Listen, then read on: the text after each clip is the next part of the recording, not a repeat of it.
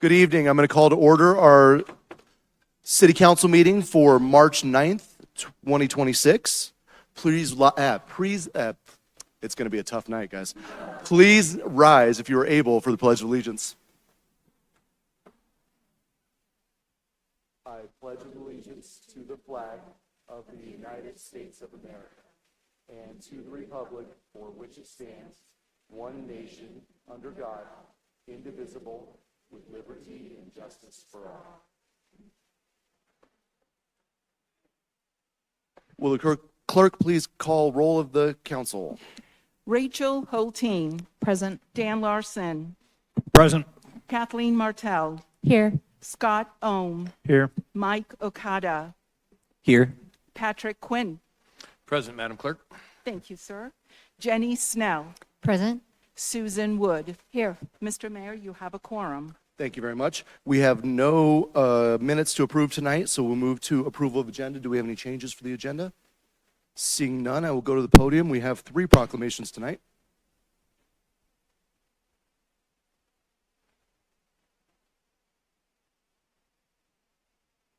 Let's see.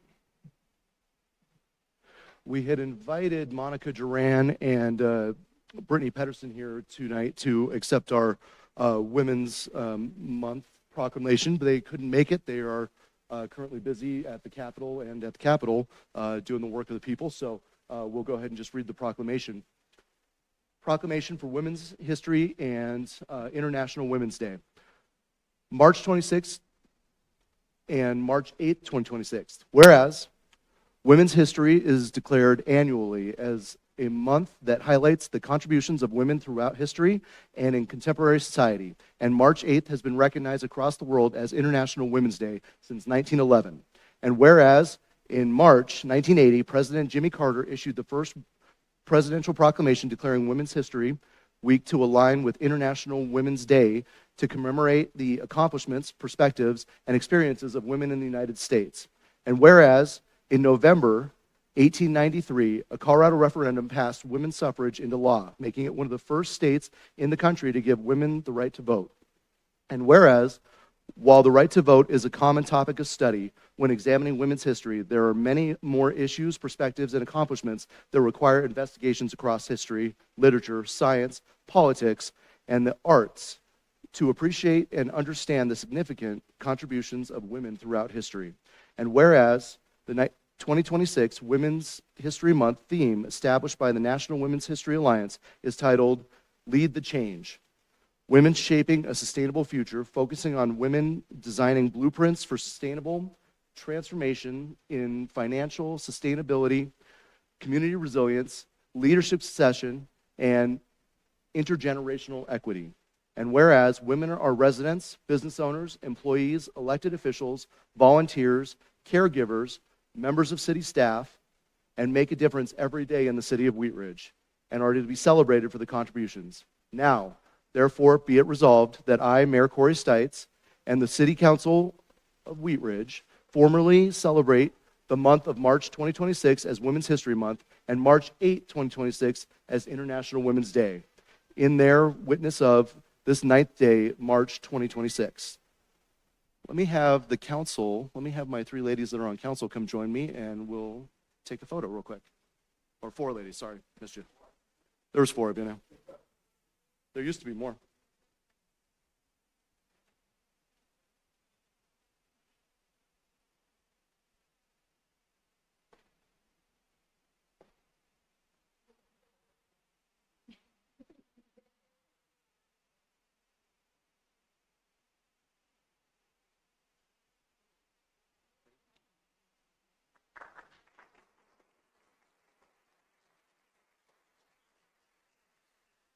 I believe we have some representatives from Lutheran, if you guys would like to join me up here. We have a proclamation for this is going to be a tough one, I said it, Colorectal Cancer Awareness Month. We have Casey, Bogenschutz, thank you, Director of Oncology Service Line, and Tammy Ecker. Ecker, an oncology nurse from Intermountain. All right. Whereas colorectal cancer is the second leading cause of cancer deaths in the United States among men and women combined. And whereas colorectal cancer is one of the few cancers that can be prevented with timely screening. 29% of eligible Coloradans are not up to date on screening. Whereas Black, Indigenous, and people of color, rural and uninsured Coloradans disproportionately lack access to colorectal cancer screenings. Whereas colorectal cancer is the first and second leading cause or cancer killer for those ages 20 to 49. And whereas Black Americans are 20% more likely to be diagnosed with colorectal cancer and about 40% more likely to die from the disease than any other group. And whereas Hispanic and Black men in Colorado are nearly 1.5 times more likely to die from colorectal cancer. And whereas in Colorado in 2025, there were approximately 2,130 new cases and 750 deaths of colorectal cancer. And whereas the national goal established by the National Colorectal Cancer Roundtable is to strive to increase timely colorectal cancer screening rates by 80% in every community of all Americans eligible for screening. And whereas observing Colorectal Cancer Awareness Month during the month of March provides a special opportunity to increase awareness and offer education on the importance of early detection and screening of colorectal cancer. And therefore, be it resolved that I, Mayor Corey Stites, and the Wheat Ridge City Council hereby proclaim the month of March 2026 as Colorectal Cancer Awareness Month, in witness thereof on this 9th day of March 2026. Thank you. Thank you and good evening, everyone. As a volunteer for the Colorado Cancer Coalition Colorectal Cancer Task Force and a leader at Lutheran Hospital, thank you for recognizing Colorectal Cancer Awareness Month and for your continued commitment to the health of our community. Colorectal cancer remains one of the leading causes of cancer-related deaths in the United States, yet it is also one of the most preventable through screening and early detection. Each year, more than 150,000 Americans are diagnosed, and due to rising diagnosis rate in younger adults, screening is now recommended beginning at 45. Lutheran Hospital has been proud to serve this community for more than 120 years. For generations, our hospital has grown alongside the community, caring for neighbors and families, and remaining deeply invested in improving local health. At Lutheran Hospital, our oncology service line is dedicated to meeting this challenge head-on. We provide comprehensive cancer care that includes prevention and screening, diagnostic services, surgical services, treatment, care coordination, and survivorship support. Our multidisciplinary teams work together to ensure patients receive timely, compassionate, and high-quality care close to home. This proclamation helps raise awareness and start important conversations and encourage our community to take action, because screening truly saves lives. As I wrap up, I want to say that awareness without action is just a feeling. So I want to leave you with a question. What's one conversation you will have because of this proclamation? Thank you.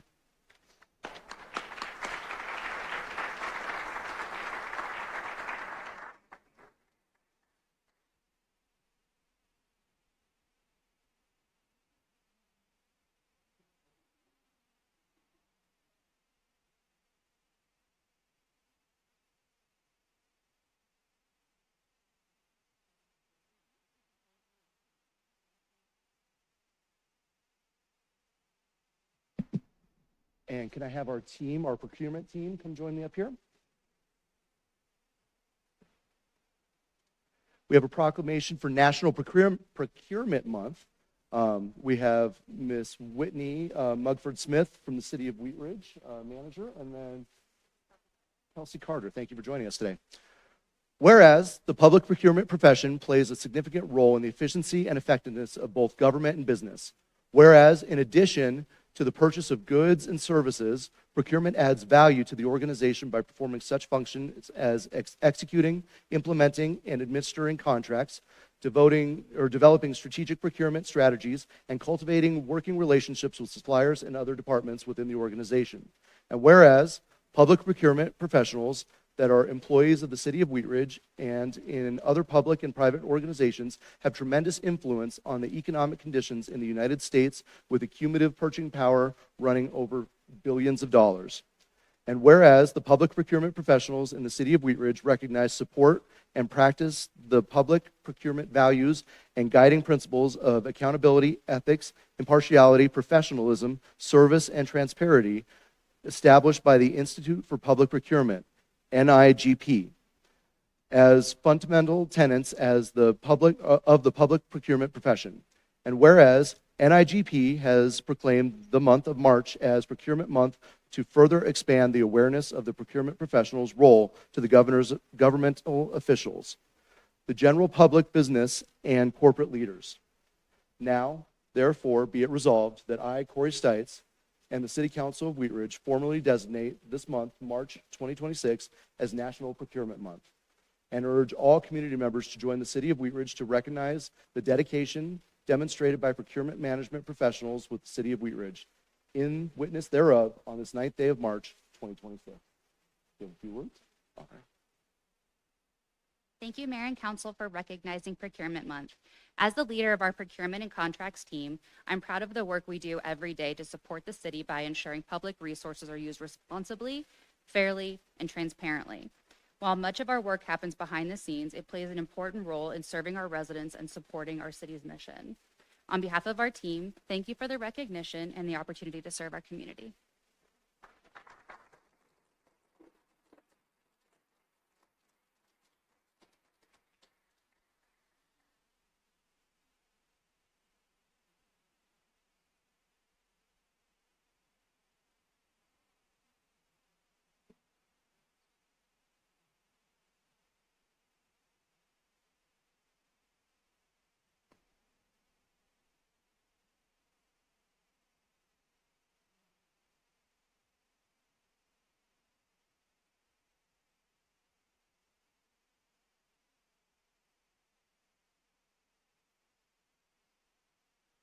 All right.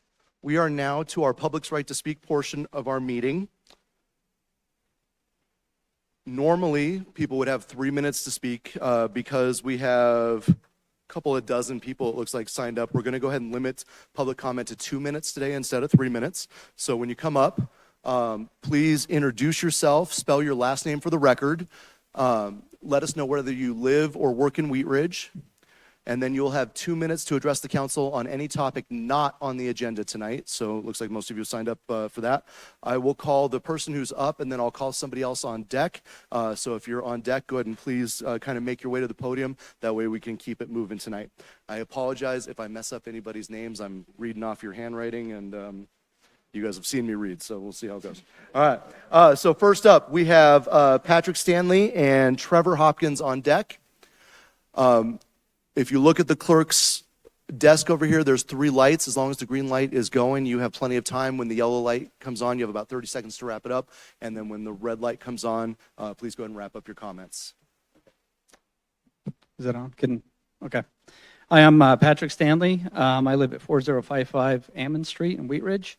And today I'd like to speak a little bit about the plans for Wilmore Davis, the site there. And, you know, we moved to Wheat Ridge in 2013. And, you know, basically the Wilmore Davis playground area and the fields have been really kind of a de facto park for the neighborhood for a long time. I was actually president of the PTA at Wilmore Davis. I was vice president for a couple of years as well. Sad to see the school go. I do understand the kind of economic reasons for that. But I guess what I want to just talk about today is, you know, we need, I think, in this neighborhood, a good, safe place for family and kids to go to. My child, all of his friends, you know, they've all had the opportunity to go hang out at the school in a safe place that we felt comfortable with letting them go and hang out in a park space. So I guess my plea is that, you know, I think I really urge leadership at the city to consider keeping this a green space. And when I say green space, I mean a significant green space that can actually function as a park. It's not just a token patch of grass. It's not, you know, the developers like to put in. It's not a drainage way that they can't use for anything else. It doesn't, you know, it's something more than just the bare minimum open space required by zoning. You know, it needs to be something, I think, that's functional for the new development that might possibly come in, the new condos that, you know, over there where the greenhouse used to be, as well as the rest of of the Wheat Ridge area nearby. So there's just not really a good option for especially kids to kind of go to in the area.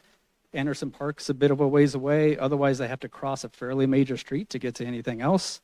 So again, just here to kind of urge that we still consider that with whatever the plans are, and that it needs to be there needs to be a valuable space that people can actually utilize. So that's it. Thank you. Thank you. We have Trevor Hopkins up and Parag Mahale on deck.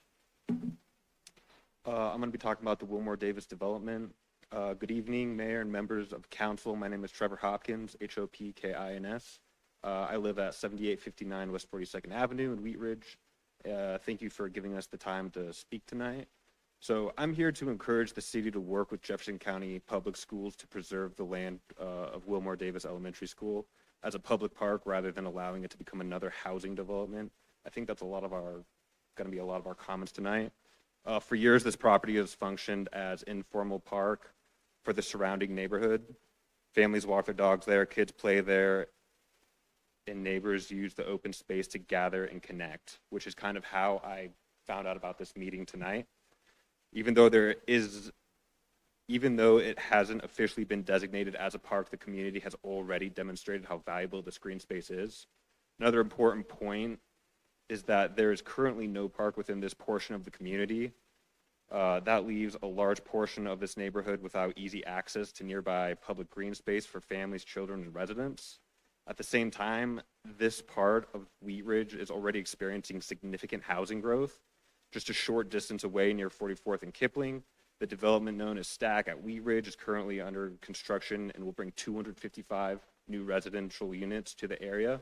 In addition to that, from my understanding, the city has recently approved housing development on the Lutheran Medical Center campus, which will additionally bring more residents into this part of the community.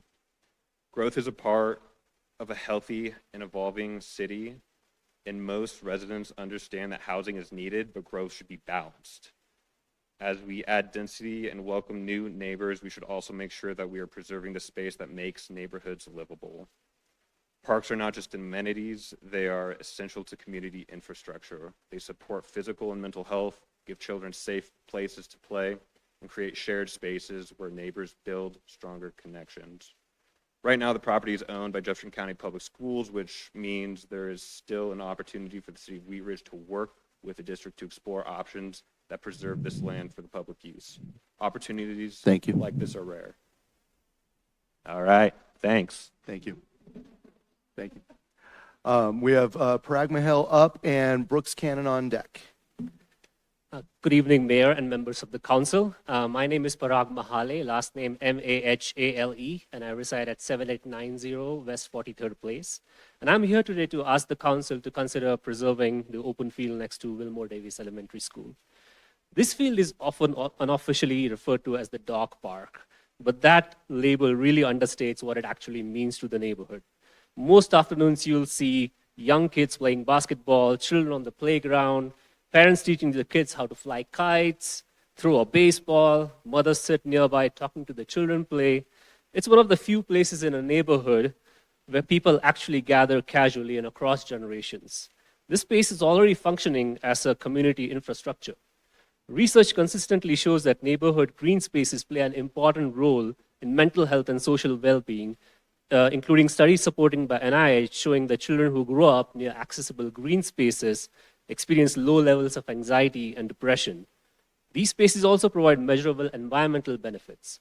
The EPA reports that park and vegetated areas can lower the temperature by 2 to 7 degrees comparing to the surrounding built environments, helping reduce the urban heat island effect. And that becomes increasingly important as summer gets hotter.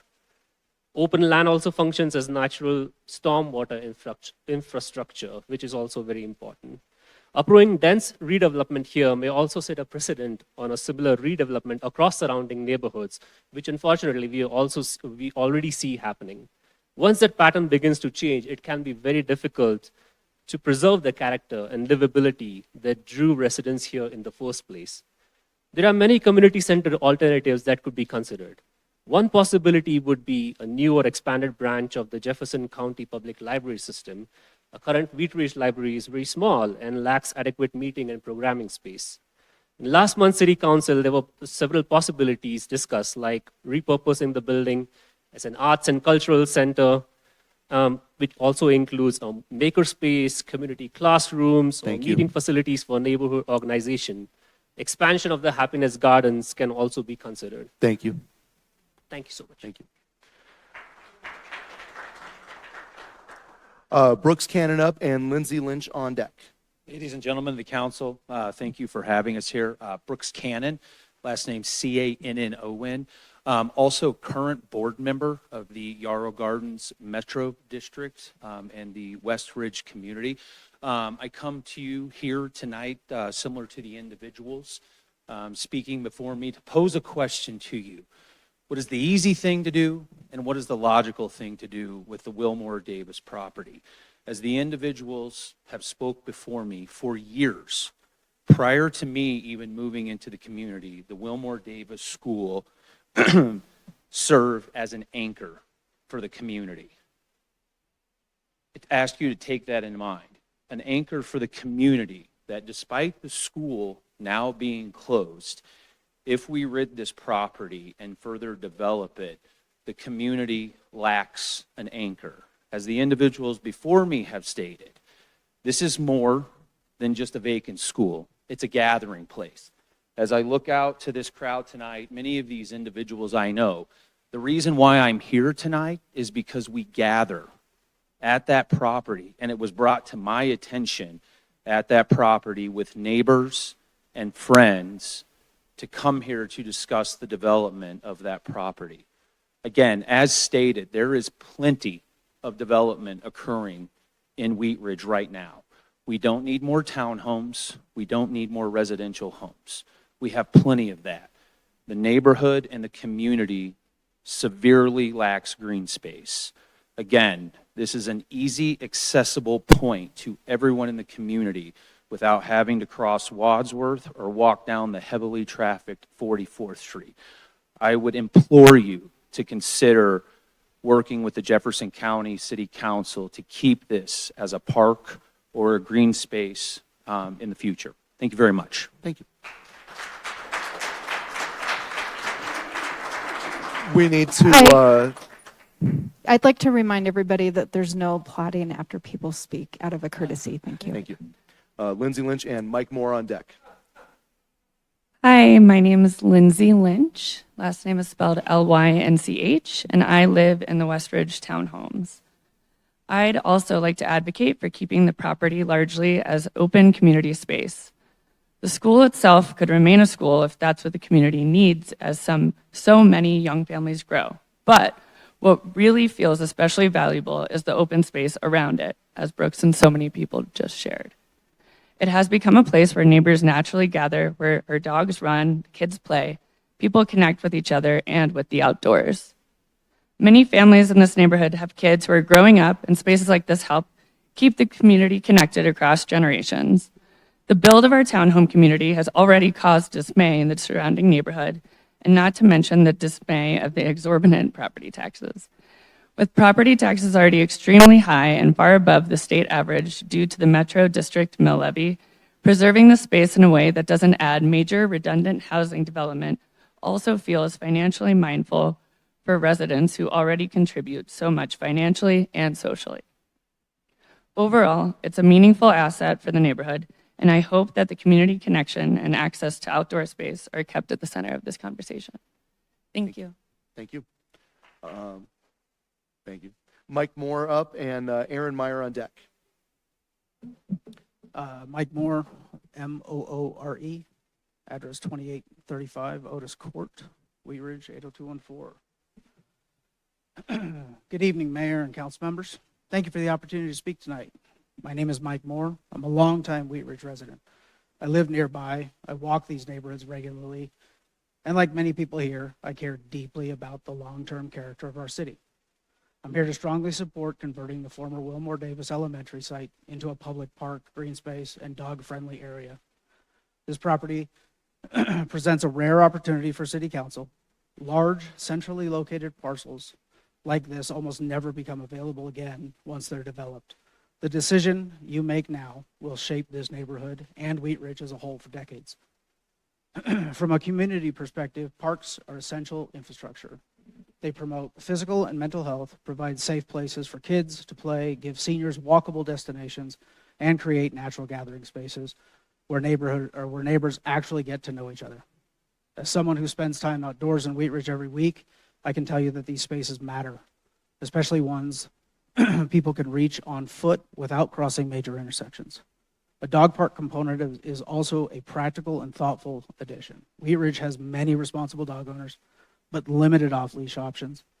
A designated dog area reduces conflict under other parks, encourages responsible use, and becomes a surprisingly strong community builder. Some of the best neighborhood conversations I've had happened while at a dog park. From a city planning standpoint, this option aligns well with Wheat Ridge's values. Green space supports a neighborhood stability, protects property values, and provides benefits that private development simply cannot duplicate. It's a long-term investment in quality of life, not a short-term gain. There's also something meaningful about preserving this site for public use. Wilmore Davis served generations of Wheat Ridge families as a school. Turning it into a park allows it to continue serving the community, just in a different, enduring way. City Council has the chance to choose something permanent, inclusive, and broadly beneficial. I respectfully urge you to support making the Wilmore Davis site a park, green space, and dog park as an asset that reflects the best of Wheat Ridge. Thank you for your time and your service. Thank you. We have Aaron Meyer up and Greg Watso on deck. Hi there. Who likes public speaking? Not me. All right, let me get my glasses. Okay, here to talk about Wilmore Davis, like a lot of others. If you haven't been there, it's a really special place and a special part of Wheat Ridge. We have a wonderful opportunity here to mold the future of Wheat Ridge and do something good for our earth as well. You're going to hear, as all of us are saying and wanting, and we really feel it's not a want, it's a need. We need to keep this large, open, green space just that. No need for more townhomes or more development. Just across the way at the old Lutheran campus, we have additional housing coming and other things. I also want to say just the development and the townhomes, that idea feels, forgive me, a little trite. We elected you all based on your experience and your qualifications, but we also believe you will do good for our city, and that's why we're all here. So please hear us. Let's be logical, let's be creative, and let's be who we believe you all are. You have the ability to do this, and the time is now. I have a couple ideas just to start the juices flowing. Keeping a large portion for the playground. Those basketball courts were refurbished recently. The play areas are also new and updated. They also serve different age groups, which is really special. And one of the areas is ADA compliant. It's a large lot of green, so I do think there's space for a dog area. Whether you like it or not, there is a need. There are dozens and dozens of neighbors that go there. Like some of you all have said, it's a gathering place. Neighbors have become friends there, and our dogs are part of that. I lived 100 feet away from there for several years, and I've walked that several block radius for many years as well. So I know a lot of those neighbors, and I know a lot of their dogs. The Happiness Gardens is also over there. Oh, is my time up? Yeah. Oh, I'm sorry. Okay. Happiness Gardens, splash pad, maybe an artist displaying work. Thanks, you guys. Thank you. Greg is up and Justin on deck.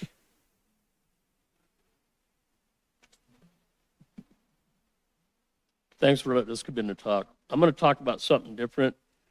I live at 4510 Balsam Street. We're here to talk about the house on 4515 Balsam Street. So I had a big letter written up, and I ain't gonna have time to read that, so I'm just gonna hit some bullet points. First off, we got a lot of prostitution that's going on over there. We got drug dealing that's going on over there. We've got screaming, yelling all times at night. Cars coming and going all times at night. Random cars parked there all night. People sleeping in the cars. We have reached out to the owner of the house. He played us. The police have been over there 43 times in 2024. Now, I think you guys presented with a booklet of stuff that we have, reports and stuff. There's underage kids living there in the house, and there was a drug overdose about a month ago there. Nobody seems to want to reach out and help us. This is our last chance. So this has been going on for a long time. We've been verbally abused, threatened. Last year, he tried to run over me and my partner. Went to court, didn't work. All I'm asking for is someone to help us. We need the help. And there's several people back here in the neighborhoods that came here to speak. We have several people on video to listen to you guys, watching. That's all I got to say. Like I said, I had way over 3 minutes written up, but I just want to hit some points. Thank you. Thanks for your time. Thank you.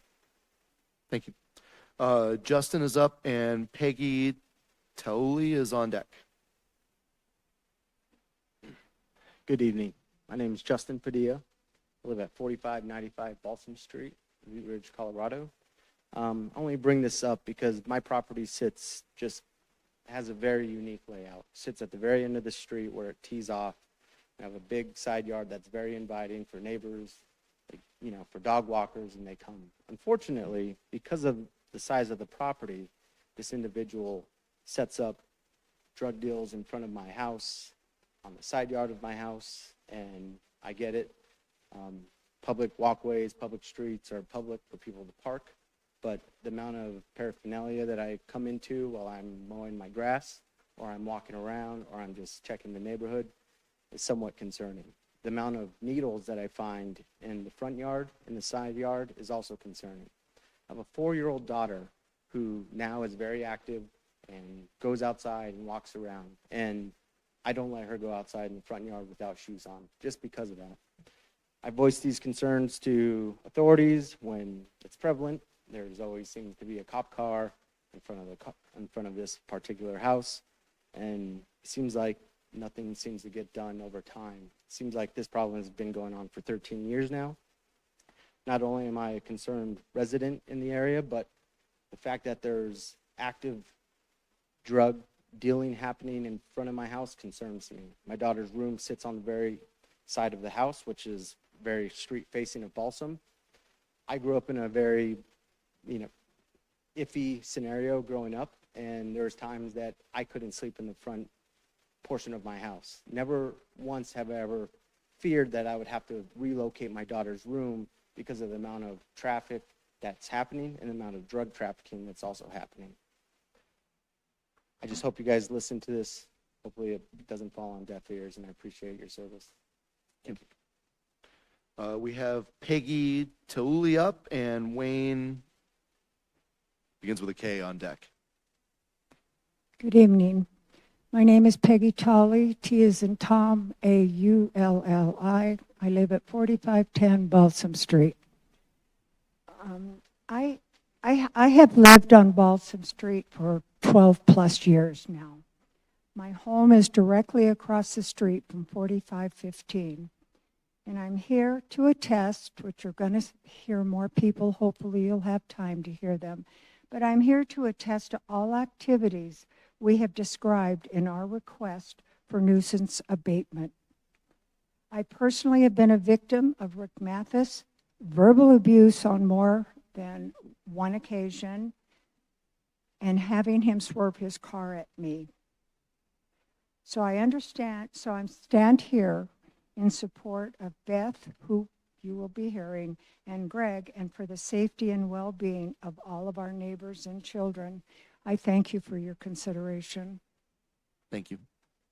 Wayne is up, and Ben or Bev is on deck.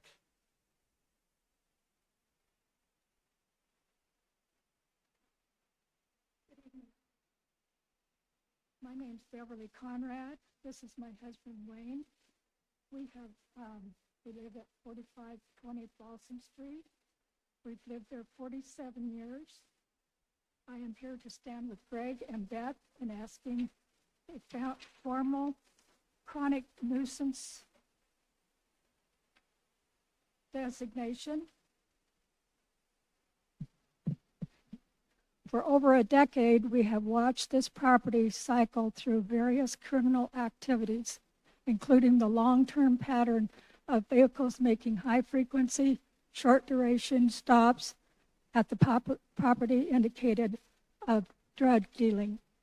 We have seen Richard Mathis living there despite the landlord's repeated promises that he is gone for good. We are exhausted. We have done our part by calling the police multiple times over the years, and now we need the city to do its part by holding the property owner legally accountable for the people he chooses to harbor. Thank you. Thank you. We have Christine Disney up and Christy Davis on deck.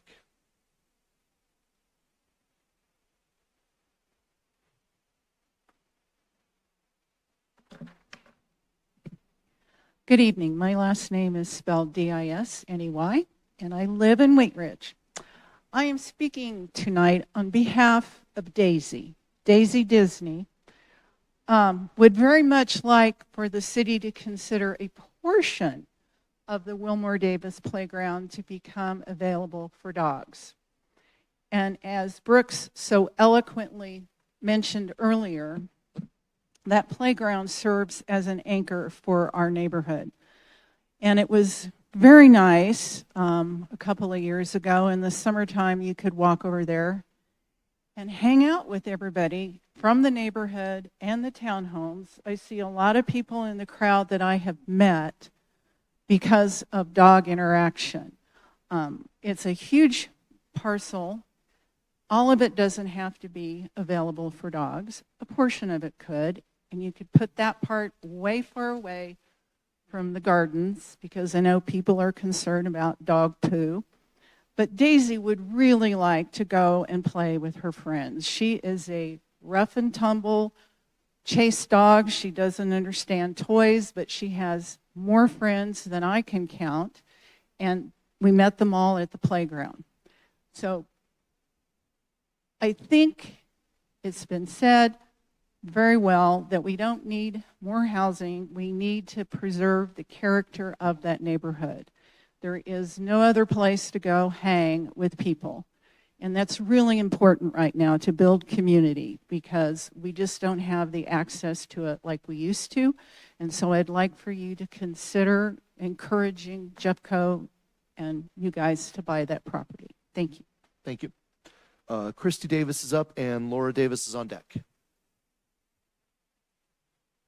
So I'm taking Laura's minutes just in case. I don't think I'll need them, but just in case. So Christy Davis. We don't allow donation of time. Oh, you don't? Not anymore. Are you kidding? Not allowed. All right, well then I'll talk fast and I'll say Laura's address too, so give me a minute to say her address. So Christy Davis, 7975 West 39th Avenue. Lived in Wheat Ridge all my life, if you could catch the Davis part of it. And then Laura Davis, 4040 Zephyr Drive, also in Wheat Ridge. Thank you for listening to us today, council and city staff. Like to see your Diet Coke there. So I just wanted to talk with you all about the importance of preserving that area. And I think preserving the area and respecting the community. It is a park area that the neighborhood is used to. I also understand from being a previous city council person that it's difficult to say, oh, we're going to buy land and make it a park, because I think there were several times where I've said we've got lots of parks in Wheat Ridge.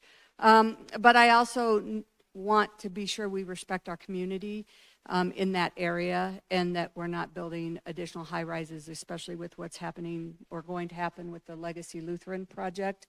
And also our welcome neighbors at Zephyr Gardens. So I would also say that I know in the February 9th meeting that there was some mention of no dog parks. I would say with the big developments going on, with the high rises, with the density, there is more need for dog parks. And I'm getting a flash that I better hurry. I also want to say that I am Legacy Wilmore and Legacy Davis, both great-great-grandparents of mine. They did donate the land to Jeffco for the community and the schools. And I also would like that we cherish that part of that donation as well and bring it back to the community. And when a park is built, that we still remember our community and our ancestors that developed it and raised the foundation of me being the 5th generation of service to this community. Thank you.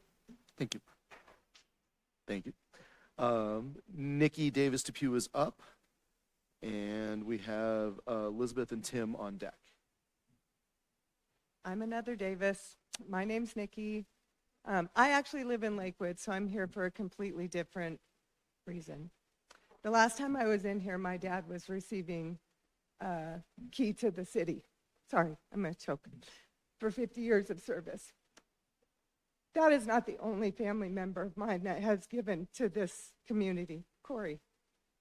And for years and generations, I look at Wilmore Davis as a legacy from my family in name. And so for my purpose here is a little selfish.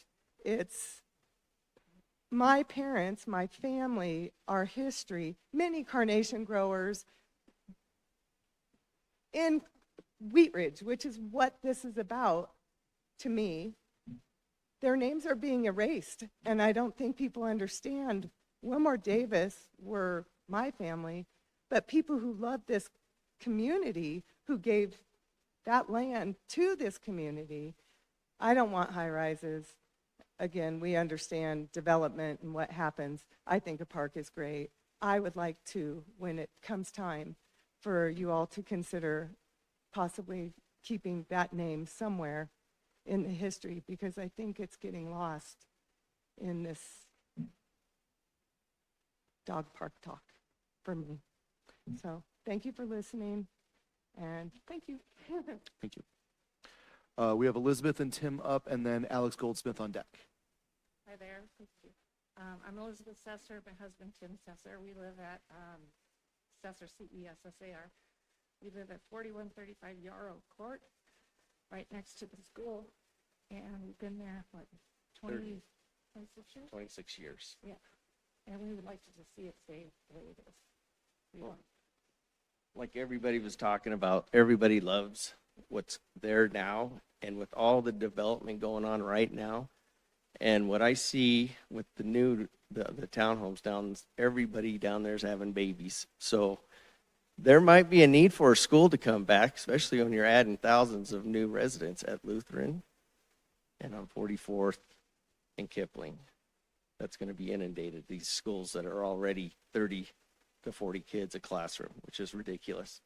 So that's what I'd like to see it stay, as all the neighbors enjoy it, and it's nice and quiet, and people, there's practice, little league practice all the time in the springs and the summer, and it's just a great little thing that we got going in the neighborhood.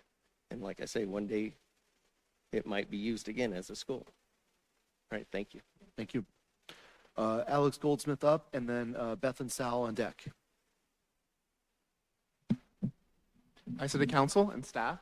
My name is Alex Goldsmith, G-O-U-L-D-S-M-I-T-H, and I live on Brentwood Street. I understand that the city's intention is to identify a development partner for the Wilmore Davis property, and that an RFI is currently being circulated to gather potential partnerships.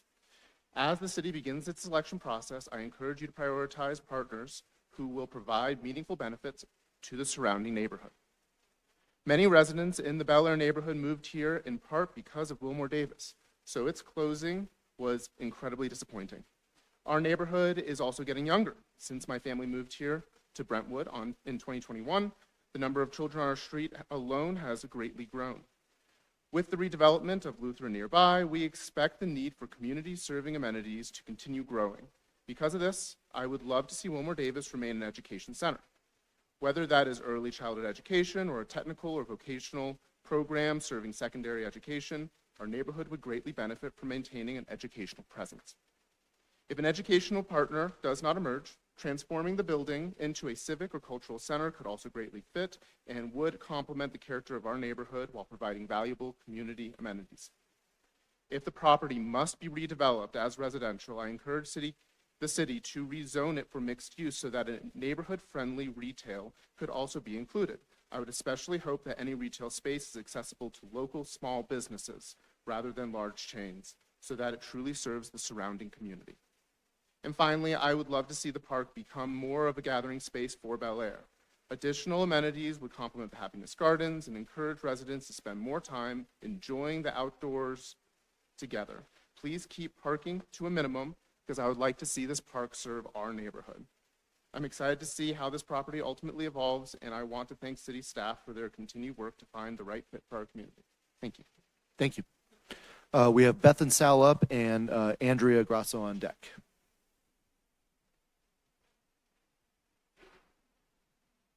Good evening. My name is Beth Sferrazza, S-F-E-R-R-A-Z-Z-A, and this is my husband Sal. We own a property next door to Greg and Peggy, 4500 Balsam Street, since 1980. And we don't live there, but we have a connection and we've become friends and with the neighbors. And so we're here on their behalf to support them in this nuisance property at 4515 Balsam Street. For over 13 years, this neighborhood has lived in fear of these people and their activities. Their activities have triggered 70 police calls in the last 2 years alone. One of the occupants has been arrested over 43 times in Colorado. And there are, in addition to drug deals going on at all hours of the day and night, there's been a drug overdose recently. There are 2 minors living in the home that everyone is concerned about being endangered. And the property owner is well aware of all these problems. We've met with him. We've helped him even go through the whole eviction process. He promised he would evict everyone last year and got to the point where it was scheduled with the sheriff, but he canceled it the day before. So he has promised that he would take care of the neighbors and listen to their problems, but he's failed to do anything. And we've sent him 2 letters talking about asking him to do something. He just ignores them. So we're asking the city to help declare this property a nuisance and to pursue any kind of legal avenues against the landlord. Thank you. Thank you. Please help us. Thank you. Thank you. Andrea's up, and then we'll go to our commenters on Zoom. Good evening. My name is Andrea Grasso. I live at 4090 Ammon Street in Wheat Ridge. Lived there since 2009. I would like to just briefly echo what's been said about the Wilmore Davis opportunity here to keep it as a green space. I just came from there before I came to this meeting, and there were 5 or 6 children under 10 playing on the playgrounds. There were neighbors there. There were dogs there. And it is an essential part of our neighborhood. It is, like many people have said more eloquently before me, it is a unique opportunity. I'm a little dismayed to hear that there's an RFI out looking for a development partner. So I would respectfully request that you update all of us on what that involves and what is happening in that area. I do think that it will be, if that area is redeveloped, it will be a terrible loss for our neighborhood, which, as many people have said, they've made friendships there and connected. even the developments between the homes and the newer townhomes that are pretty dense, we would not know each other. We would not be a community without that space. So please preserve the community and keep us updated on what's going on with whatever might be happening with the RFI. I, like others, implore you to keep it as a green space to maintain and improve the quality of life in Wheat Ridge. Thank you. Thank you. We will go to Zoom. We have Allison up first with Sarah Westmoreland on deck.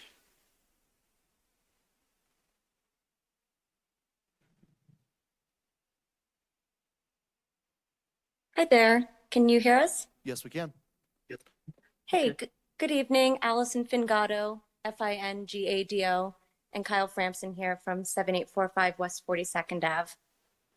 Yeah, and we just wanted to echo everybody's sentiments about the public space. We support our community members, and our porch actually overlooks the open space. On a daily basis, we see dozens of kids, families, and community members gathering to enjoy everything the open space has to offer.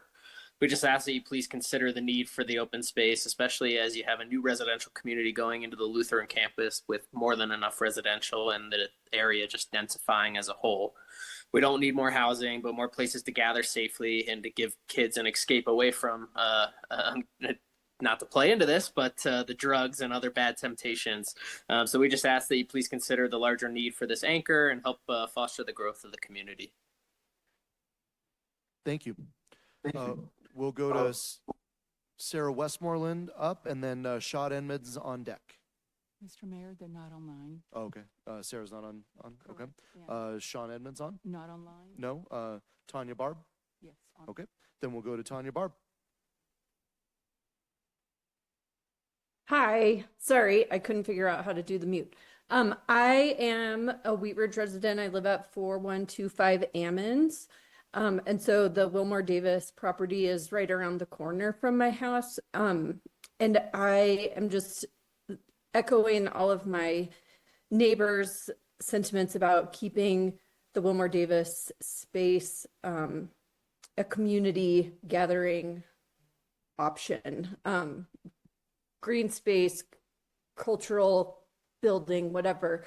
And I also am a little concerned that there's already kind of, it sounds like, some plans in the works. And so similar to a couple speakers ago, would love to hear an update on kind of what the council is already thinking.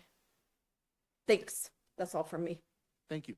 I will recognize Mayor Pro Tem Hulteen here with a question or a point of order. Yes, thank you, Mayor. I'd like to take a point of order to respond to the two principal items that have been brought before us and ask for staff updates on both of those. So first, I just want to thank everyone. This is principally a District 2 night for public speaking, and you're just really demonstrating like the importance of this space, and I just really appreciate everyone taking the time to come tonight and bring your care and passion for not just our whole community, but specifically our district. Two things I just want to share. So when Wilmore Davis School closed, one of the first things that Councilor Ohm and I did was sit down with the city manager and the Parks and Rec director and start the conversation years ago around the importance of preserving the park space there. We recognized that that would be once that opportunity was lost, it would be lost forever. We did the mapping and the math, and we have for the last several, I think 3 years, been very proactively advocating that as a planning priority, but also as a budgetary priority. So Councilmember Ohm and I have at budgeting season made sure that there are funds set aside budget to purchase that property. So I just want to share that, you know, we've been in this conversation for 2.5 years to make sure that it's not just something we're thinking about, but strategically we're doing the right things to make sure it's prioritized. So, so I just want to let you know, like, we are strong advocates for what you're asking for tonight. I think it would be helpful for staff to share a little bit more detail and update on what this RFP process is, so that everyone who's here tonight has a clear understanding of, you know, what this process is. As has been mentioned, it's not our property. It is the district property. Luckily, the district is looking, you know, wanting to work with us to figure out the best path forward. So, I will just talk once and then hand it over to staff on both updates. Then I just want to speak to the balsam nuisance. I am your neighbor. I know you see me walking down your block almost every day. I honestly knew it was not the best property, but I had not heard that this was going on. So I just want to share that it's heartbreaking for my neighbors, and I'm really, really sorry that you guys are going through this. I know staff has some updates on, I know there've been conversations with some of the neighbors in the last week since you reached out to us. So with that, I just really want to thank you and just let you know, we are your advocates, we're on your side. And with that, I will turn it over to City Manager Patrick Goff for some updates. Thank you, Mayor Pro Tem. Yeah, we'd love to give an update on both items. The Jefferson County School District did just surplus the properties in Wheat Ridge, and they've surplused all their remaining closed schools, so Wilmore Davis and Kohler Strand and Wheat Ridge. And they do have a municipal interest process, which we are working through right now for if the city where the schools preside have interest in purchasing or working with a partner. And that's where the RFI process has started. I'll turn it over to Lauren here in a bit, but there are no plans in the works. That's why we're reaching out to anybody who may have interest in partnering with the city to preserve the open space and the parks, but also is there use for the buildings, for an art center, for childcare, for daycare, for anything else that we don't know about. So we're looking for partners right now. There's no plans whatsoever. But I'm just going to turn it over to Lauren, and she can give an update on the RFI. Yes, I'm awkwardly positioned to be facing council, but responding to many of the comments that we heard tonight. So I'll just share a little bit of history of where we've been. At the risk of repeating some things that some people know, I want to give the full context. So as soon as those schools closed in Wheat Ridge, council and your predecessors asked the school district under no uncertain terms to please make no decisions about Kohler Strand and Wilmore Davis until we had been able to complete our city plan and our Parks and Recreation pathway, the Parks Master Plan. And the school district did honor that request. They paused and left those schools maintained but vacant for the period of 2 years for us to complete those plans. Many of you participated in those processes. And those plans reaffirmed what you've heard tonight. So particularly the Parks Master Plan acknowledges the need for some park space in that neighborhood. As you know, and you've heard, just last month on February 9th, we had a study session at City Council specifically to talk about the next steps for both Wilmore Davis and Kohler Strand. And at that meeting, I'm in the Community Development Department, and we had worked with our Parks team to present a proposal for the city to purchase and permanently preserve the field portion at Wilmore Davis and a field portion at Kohler Strand as well. Council expressed support for that approach. We do, as Mayor Pro Tem stated, we have funding identified. Unfortunately, the city does not have the capacity to purchase the entirety of both school properties or to operate those buildings as it currently stands. And so that's why we have been pursuing this partnership approach.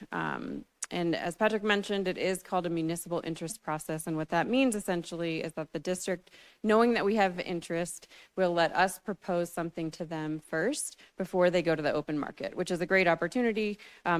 Those properties are not free. They will not be free. I do think the district is open and supportive of finding a win-win solution. So the request for interest is the process that we'll be using as sort of an early stage request for proposals to understand what concepts would be feasible for the neighborhood to align with our Parks Master Plan, to align with our city plan, to align with parks reuse, and to align with the school district's goals. Our intent is to launch that in partnership with the school staff here this month. We were hoping it would be late February. It's now early March and it hasn't gone out yet. We're working with the school district staff on that. We would leave that open for probably about a month and a half and then start reviewing proposals jointly with the school district staff to make sure that we're identifying proposals that we think could move forward both in the school, with the school's goals and with our community goals. We had an article in the Connections that I think got mailed out on Friday, so that might be part of why we're hearing more community interest, which is great. As this process moves forward, there will certainly be opportunities for public information and engagement. If the school district accepts our proposals, then we would move into a significantly more detailed planning phase and engagement phase. The Parks Department typically leads a public process to design and program park space. They do that for all city parks, and they would do the same thing in this case. We do know, and you saw this in the RFI, that we'd need to have at least a portion of that area be practice space to support our existing youth soccer program. So in short, we are actively working on this issue. This is, we've done a lot of planning and engagement over the last couple years, and everything that we're hearing tonight is really helpful because it's very much aligned with what we heard in the city plan and the pathways. So we will continue to keep both the council and the community informed as this process moves forward.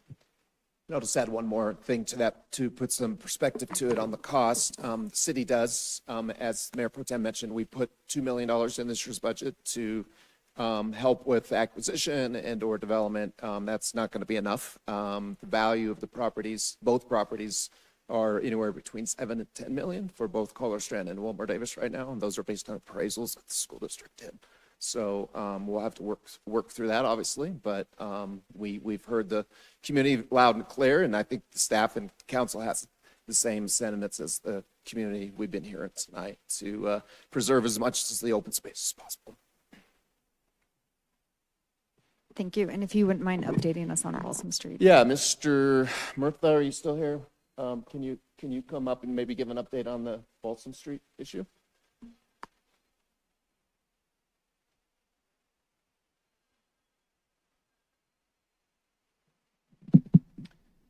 I can.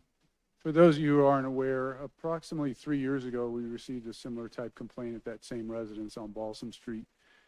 At the time, Commander Pickett was tasked with making that job one, to really engage with the neighbors and to find out exactly what was going on at that residence and to try and apply some pressure to the owner of that property.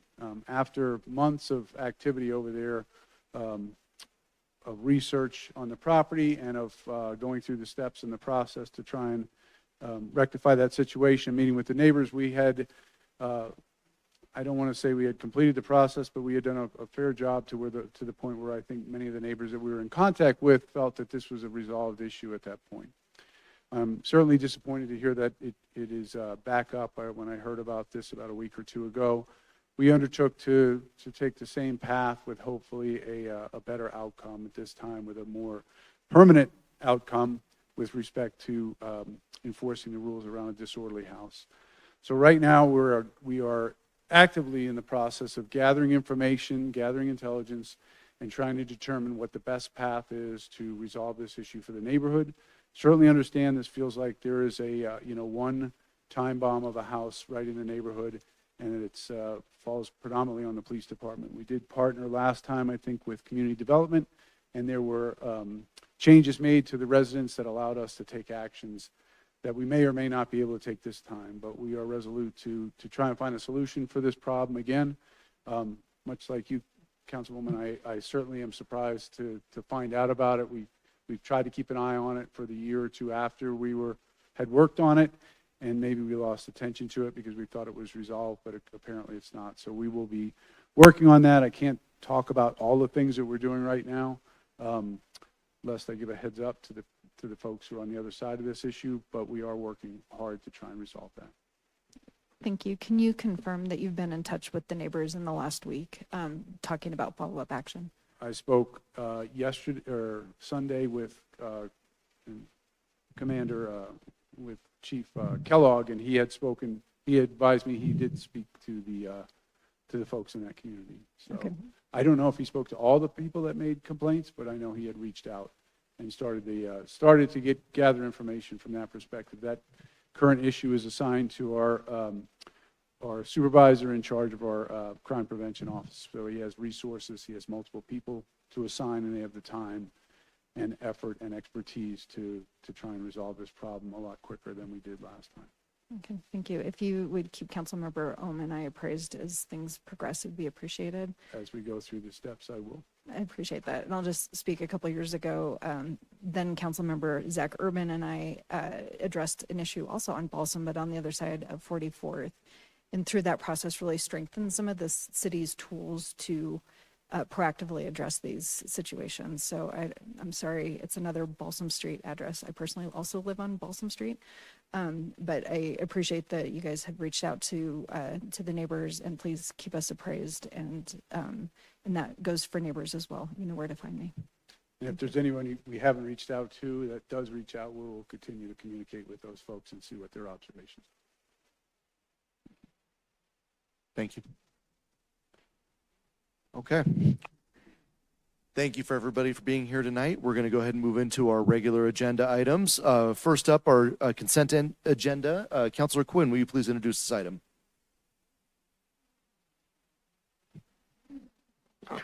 Yes, thank you, Mr. Mayor. This has a few tongue twisters in it as well. First of all, thank you everyone for coming down and speaking tonight. It's really appreciate it. Mr. Mayor, consent agenda. Item 1A, resolution number 15, 2026, a resolution amending the fiscal year 2026 budget to reflect an approval of a supplemental budget appropriation for the reappropriation and reencumbrance of a 2025 fiscal year encumbered fund for 2025 fiscal year encumbered funds in the amount of $5,374,077.75. The issue, there is one remaining open purchase order from the 2025 budget that will be carried over to the 2026 budget. The remaining purchase order is associated with the Wadsworth Improvement Project. The funds which were encumbered for this purchase order was transferred to the unreserved fund balance of the CIP fund when the purchase order was closed. To close this project in 2026, a supplemental budget appropriation in the amount of $5,374,077.75 is necessary to allow the transfer of these funds into the Wadsworth Improvement Project budget line item in the 2026 CIP budget. Item 1B, resolution number 16, 2026, a resolution amending the 2026 general fund budget to reflect the approval of a supplemental budget appropriation in the amount of $99,000 to accept a grant from the Colorado Auto Theft Task Authority. The issue, the city was recently awarded a grant by the Colorado Auto Theft Task Force through the funding authorization of the Colorado Auto Theft Prevention Authority, CAPTA, for the purchase of a new covert vehicle to be equipped with license plate reading technology. The award provides $70,000 for the vehicle and $29,000 for the purchase and installation of a mobile license plate reader. The total cost of the award is $99,000 and fully reimbursable. The fully reimbursable award provided the vehicle and equipment are purchased prior to June 30, 2026. So we got to move on this. Item 1C, a motion awarding a contract to Jalisco International Incorporated in the amount of $3,278,285 for the Wadsworth Boulevard Path Project. Thank you. May I have a motion on the consent agenda? Yes, Mr. Mayor, I move to approve consent agenda items 1A through 1C. I have a motion and a second by Councilor Ohm. Will the clerk please poll the council? 8 ayes, no nays, motion carries. Thank you. We will go to agenda item number 2. Councilor Martell, will you please introduce this item? Thank you, Mayor. I'd like to introduce Council Bill number 05-2026, an ordinance amending Chapter 26 of the Wheat Ridge Code of Laws supporting compliance with state legislation regarding housing supportive code amendments to remain eligible for state funding opportunities. At issue, the item under consideration is to amend Chapter 26 of the Wheat Ridge Code of Laws to update the review process for qualifying affordable housing projects and to update accessory dwelling units, ADU, setback requirements for some zone districts to ensure compliance with state regulations in order to remain eligible for state funding opportunities. Thank you. This is an item on first reading. Councilor Martell, will you please give me a motion? Thank you. I move to approve Council Bill number 05-2026, an ordinance amending Chapter 26 of the Wheat Ridge Code of Laws supporting compliance with state legislation regarding housing supportive code amendments to remain eligible for state funding opportunities. Order it published and public hearing set for March 23rd, 2026 in City Council chambers, and if adopted on second reading, to take effect 15 days after the final publication as required by the charter. Second. I have a second by Mayor Pro Tem Holteen. Will the clerk please poll the council? 8 ayes, no nays, motion carries. Thank you. Moving on to agenda item number 3. Councilor Ohm, will you please introduce this item? Thank you, Mayor. Just 1 minute.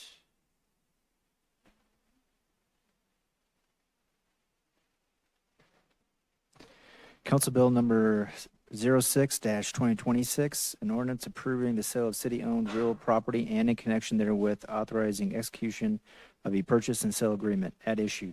The purpose of this action is to request city council approval of the sale of approximately 0.31 acres of city-owned real property located at 3805 Wadsworth Boulevard to HCA Health One LLC for a purchase price of $422,500. Approval of this ordinance will also authorize the execution of a purchase and sale agreement and associated closing documents. Thank you. This is an item on first reading to set the date and time for a public hearing. Mr. Ohm, will you please give me a motion? I move to approve Council Bill number 06-2026, an ordinance approving the sale of city-owned real property and in connection therewith, authorizing execution of a purchase and sale agreement, order it published in public hearing set for March 23rd, 2026 in City Council chambers, and if adopted on second reading, to take effect 15 days after final publication as required by the charter. Second. I have a second by Councilor Snell. Will the clerk please poll the council? 8 ayes, no nays, motion carries. Thank you. Moving on to agenda item number 4. Mayor Pro Tem Holteen, will you please introduce this? Thank you, Mayor. I'd like to introduce a motion to award a contract to Olson in the amount of $1,652,462 for the design services for the 2J Fund Sidewalk Gap Project. Is there a staff presentation, or shall I read the ad issue? We do have a brief update on this from our Public Works Director. Yep. Okay, we'll go with that. So this is a bid and motion before the council. This is not quasi-judicial. And Mr. Goff will go ahead and allow that presentation. Mr. Gilsman? There's no slideshow or anything. So yes, this is for our 2J sidewalk gap project. And the bonding, we had a study session on this just a little while ago, discussed all the elements of this project. Just kind of a refresher, the 2J sidewalk program is to have the criteria in the areas of proximity to parks and schools, surrounding sidewalk network, and limited utility conflicts and right-of-way acquisition, and opportunities to leverage the maintenance or adjacent capital work. The presented projects in this, we'll kind of go in some order. The Parfait, Harlan, and the recently added I-70 frontage road. We believe those are projects that we'll be able to get straight away on the design, not a lot of right-of-way acquisition, and we can do those fairly quickly. Miller Street and 26th Avenue will be a little bit more involved with some right-of-way acquisition. And then the more difficult projects, we heard that at the study session as well, would be Dover and Pierce, because it's such a large section. So kind of do this in some phases, but we're excited for the contract to be awarded. We'll have a pre-design meeting. We'll come up with a schedule. We'll present that schedule to both council and to the residents of where we're at in the process. There will be some community meetings on a couple of these areas. We don't have those dates tonight. Those will be developed as we move along in the design process. Staff does recommend awarding a contract to Olson in the amount of $1,652,462 for the 2J Fund Sidewalk Gap Project, and I'll answer questions if I may. Thank you. Before we go to questions from council, I do have somebody signed up for public comment on this. We have Justin Padilla. Might have signed up for the previous comment. Okay. Then we'll go to questions from council. Do we have questions? Seeing no questions, we will go ahead and ask Mayor Pro Tem Holteen for a motion. Yes, I move to award a contract to Olson in the amount of $1,652,462 for the 2J Fund Sidewalk Gap Project. I have a second by Councilor Ohm. Do we have discussion on the motion? Let's go, Councilor Larson. Yes, and thank you, Mayor. And I just want to say that I sincerely appreciate the effort that went into adding the frontage road section from Garrison to Holland. That, to me, is one of the most hazardous stretches of highway, of sidewalk, missing sidewalk in the neighborhood I live in. And while it isn't one of the biggest projects, it is going to make an important addition to pedestrian safety along the frontage road. Again, I really appreciate being flexible enough to add this kind of at the last minute, but it will make a big difference. Thank you. Thank you. We'll go to Mayor Pro Tem Holteen. Thank you. I know we've got a couple of Dover folks in the room, so I just want to, it's District 2 night at City Council. I just want to thank Dover for continuing to be engaged. We had a well-attended and I think well-discussed District 2 meeting a couple weeks ago, and several Dover Street neighbors were there expressing, different perspectives and ideas on what this project will accomplish. And I just want to restate here that Councilmember Ohm and I are staying engaged with staff and with the neighbors. There will be a neighborhood meeting. So nothing is signed off, nothing is set in gold. Like, we are going to be working with the neighbors to figure out what is, what's the most feasible. But I will restate, there is a drainage problem. The city is planning on addressing the drainage problem. So we really hope that working with the neighbors, we can come to a solution that works for enough of the neighbors to move forward with neighborhood support. So we will, again, as was mentioned, we don't have a date for that yet, but as that comes together, we will stay engaged and be back in the room, not in this format, to talk a little bit more about the details of it. So, and I just want to state, I think in that process, I think naming this the Sidewalk Gap Project is maybe it's Sidewalk Gap and Drainage and Infrastructure Project. So we'll just name it that, because on Dover, the question of sidewalks is at the forefront of whether that's an appropriate use there. So I just want to we may be calling it the Sidewalk Gap Project, but that does not mean sidewalks are imminent on all of the projects. That's all I got to say. Thanks. Thank you. Any other discussion on the motion? Seeing none, will the clerk please poll the council? 8 ayes, no nays, motion carries. Excellent. We will return back to our agenda items here, and we'll go to city managers matters. Nothing this evening. Thank you. Thank you. City attorney's matter. Nothing tonight, thank you. We will start with elected officials, and we'll start with Councilor Okada. Thank you, Mayor. Nothing for me tonight. All right, Councilor Larson. And thank you, Mayor. And it was a quite busy week last week since our last meeting. Renewal Wheat Ridge had its monthly meeting, and Renewal Wheat Ridge is now up to 13 members. It's quite an addition and quite a change for that group, and I'm looking forward to serving on that council. On Wednesday, I got to speak at the Optimist Club, and the Wheat Ridge chapter of the Optimist Club is by far probably the best one in the whole metro region, without a doubt. They're just some remarkable people, and of course, they asked me to join the Optimist Club. But some of the questions that came up I thought were fairly interesting. What's going on with the Legacy Campus? What is happening with now that Wadsworth is finished? A lot of the questions that we would sort of expect, but I was again, it was. I'll not go into a lot of details there. There was a ribbon cutting that I'm sure the mayor will talk about later. The Jeffco Schools Foundation had their annual fundraiser auction, and they raised something like $130,000 for Jeffco Schools. Incredible. And then still a little foggy. I'm a little jet lagged from the daylight savings, but I think I'll recover. Thank you. Let's go, Councilor Wood.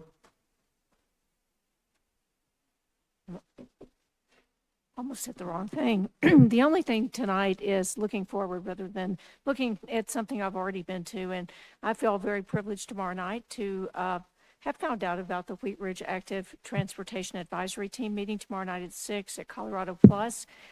This group, as I understand it, is very much involved with sidewalks, bicycle routes, paths, and it's an opportunity to hear from people. So I'm sure it's still open. I think some of our council members may be speaking at that, and I'm looking forward to that as well. I know, again, that active transportation is really something important to Wheat Ridge residents and to me as well. Thank you. Councilor Quinn. Thank you, Mr. Mayor. Couple of things. Councilor Wood and I are going to have a district meeting Saturday, April 4th. We were going to have it at the rec center, but we were asked to find someplace else because it's wedding season and everything else season there. And our district meeting would keep the city from using that facility for those purposes. So we're looking for maybe a church or another place in District 3 to have it. More to come, hopefully. In the next couple of days, Susan and I will find something, but we'll keep everyone up to date. And also, just a shout out to my brothers in the IBW, electrical workers, XL contractors. They were out changing some poles in my neighborhood and had as I came home the other night, I saw road closed signs up, and I'm like, what in the world are they doing? Thought I was going to have a heart attack. They just paved Moore Street where I was at, and I was like, there's no way anyone's going to dig this up. I will lay in front of the tractor. And then I found out, here comes a 30-ton crane, and my brothers were out getting ready to change a couple poles in the neighborhood, and somebody had asked me, were all the kids out looking? And I said, kind of. Myself and several other dads were out watching it very intently, so we are all kids at heart. But that's all I have right now, Mr. Mayor. Thank you. We'll go to District 1. Councilor Martell. Nothing tonight. Thank you. Thank you. Councilor Snell. Thank you, Mayor. Just a couple of quick things. Councilor Martell and I are holding our twice a month coffee meetings, office hours, but next week they are not happening because we are going to be in Washington, D.C. with several of our other co-councilors, but they will start up again in April. April 6th is our first one. Is that correct? I believe it is. April 6th at Annie's Pie Cafe. April 7th, well, you can go on the 6th as well. They got great pie. You can go every day. Annie's Pie Cafe, right next to Wheat Ridge Meats on 29th. That will be our new spot for the next quarter. We look forward to seeing everyone who'd like to come, bring questions, chat, find out more. That's a time for us to just be in community and support a local business and hopefully engage with some of our neighbors. And one more thing, just in mentioning active transportation, yes, please do come to the ADAP meeting tomorrow night. But to Councilor Larson's point, we had the time change and it's beautiful weather outside. So please be very careful driving. There's lots of folks out walking, kids biking, adults biking. Please be very careful as you're driving around because it's beautiful outside, and get out there and enjoy it. Thank you. Thank you. Councilor Ohm. Thank you, Mayor. I think we're really lucky to get some moisture this last week. I would encourage everybody. I know it was a lot, which I'm really thankful for, but we all need to keep, once it goes away, water your trees, but I would say hold off on watering your grass for a while. I know a lot of people are talking about that right now. It's a problem. We're going to have a tough drought year, and so please try to help conserve water. And the other thing I want to encourage, really thankful that the district here really showed up tonight. I definitely want to hear your problems. If you have problems, and some of the problems I wasn't aware of. And so I would encourage not only District 2, but all the citizens of Wheat Ridge, if you have issues, let your council know. We really want to try to help you get that information to us as soon as you can. And that's I think that's probably it. The last thing was site triangles has come up recently again. I've been trying to advocate for site triangles for a a very, very long time. And it's something that I think would enhance the city and also is safety. I worry all the time about site triangles being, too high, and I want to make sure that we have a safe city, worried about our kids, worried about our pets. I want to be able to, when I'm driving through my neighborhood, I want to be able to see what's around those corners. And so that's something that's definitely on my mind. And it was another district that brought that up, and appreciate that. Thank you. Thank you. Mayor Pro Tem Holteen. Thank you. I'll try and be quick. I'll just reiterate the Wheat Ridge Active Transportation Advisory Team's State of the City is tomorrow night at Colorado Plus. It's a great opportunity to get like the big picture view of what's going on in the city, and for everyone to kind of get around, celebrate walking and biking. And I'll just share, when I took the dog for a quick walk, literally walked by our big issues tonight, walked down Balsam, walked by Happiness and Wilmer Davis. I saw, and I count this, I saw 14 people on bikes, including 8 kids and 6 adults, in about 40 minutes. So biking season is solidly here. Please keep your eyes open, has been mentioned. So AT-ATs are tomorrow night. Last night, I actually attended a kickoff community table potluck at the Grange. That's going to be a monthly open invitation to community members who are looking just to sit around the table with other community members. It's open to all, and the schedule's a little erratic, but the next one will be the 3rd Sunday in April from 5 to 7. If you're interested in being invited, reach out to me. I'll be happy to get you on the list. But it's an everybody welcome. People just brought dishes to share. And there was just a really strong interest in the room of the value of being around the table and just having conversations, not any agenda or program, just neighbors hanging out with neighbors. And as the weather gets warmer, kids can go out and play on the green. So it's a really great use of our treasure, which is the Grange. So again, reach out to me if you'd like to be included in those invitations moving forward. And then with many of my colleagues, I will be in DC next week. I've mentioned before, I sit on the National League of Cities Transportation and Infrastructure Services Committee, and it's a big year because there's a federal transportation reauthorization for all you nerdy folks out there. But this is the year, in theory, that Congress reappropriates all the funds for transportation, and a lot of those dollars trickle down or don't trickle down into our communities. So one of the things my committee is really actively advocating for is a bill that is actively moving through Congress right now called Basics. And it proposes shifting the proportion of funding away from the state and more to local control. So I'm working really hard. So when I'm in DC, they'll be having fun, and I'm going to be locked up in a conference room with a bunch of transportation nerds. But we're working really hard to make sure that our tax dollars that go into the federal transportation system come back to our local community. We're also advocating for that at the state capitol this year. There are some proposals that would take away some of our state funding. In theory, they would backfill it, but that's a theory. So on multiple fronts, we are in Zoom rooms and meeting rooms, just fighting for some of the dollars that come back to us through our tax dollars. So that's it for me. I'll see y'all. Oh wait, council.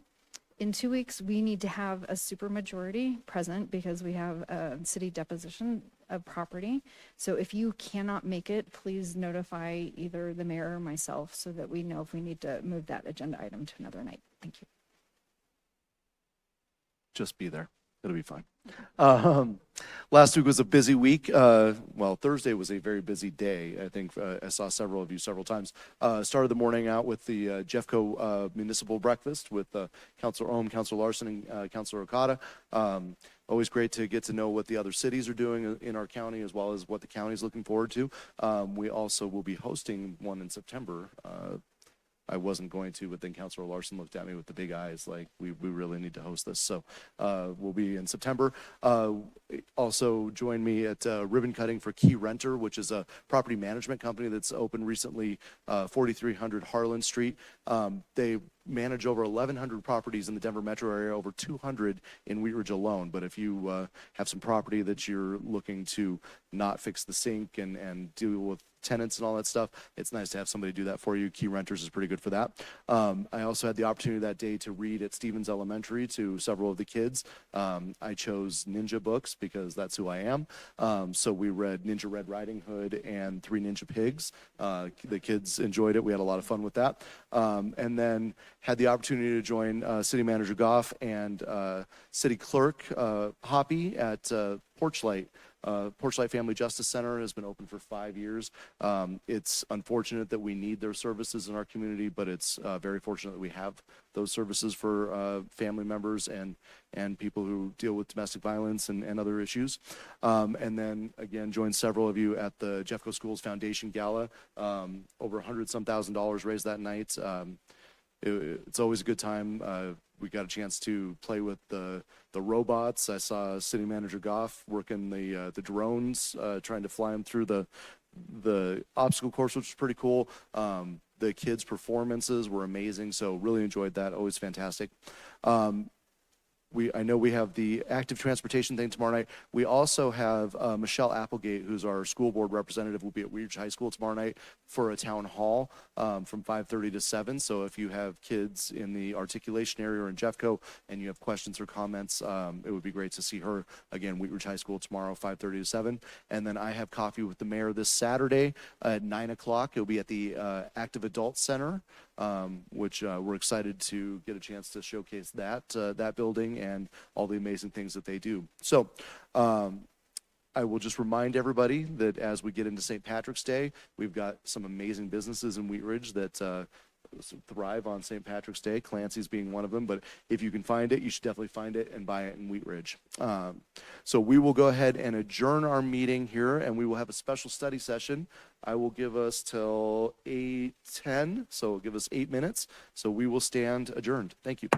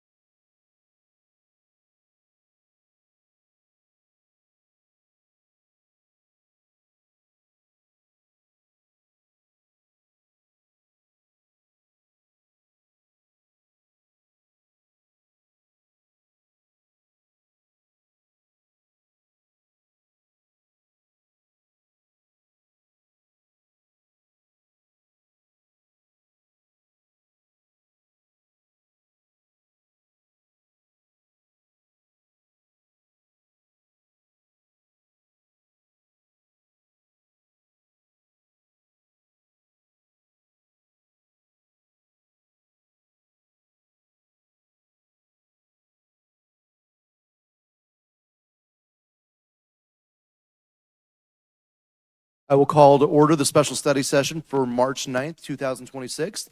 We have 2 agenda items on our plate tonight. We have a new Civic Center campus design process, and then we have a Civic Center land exchange agreement.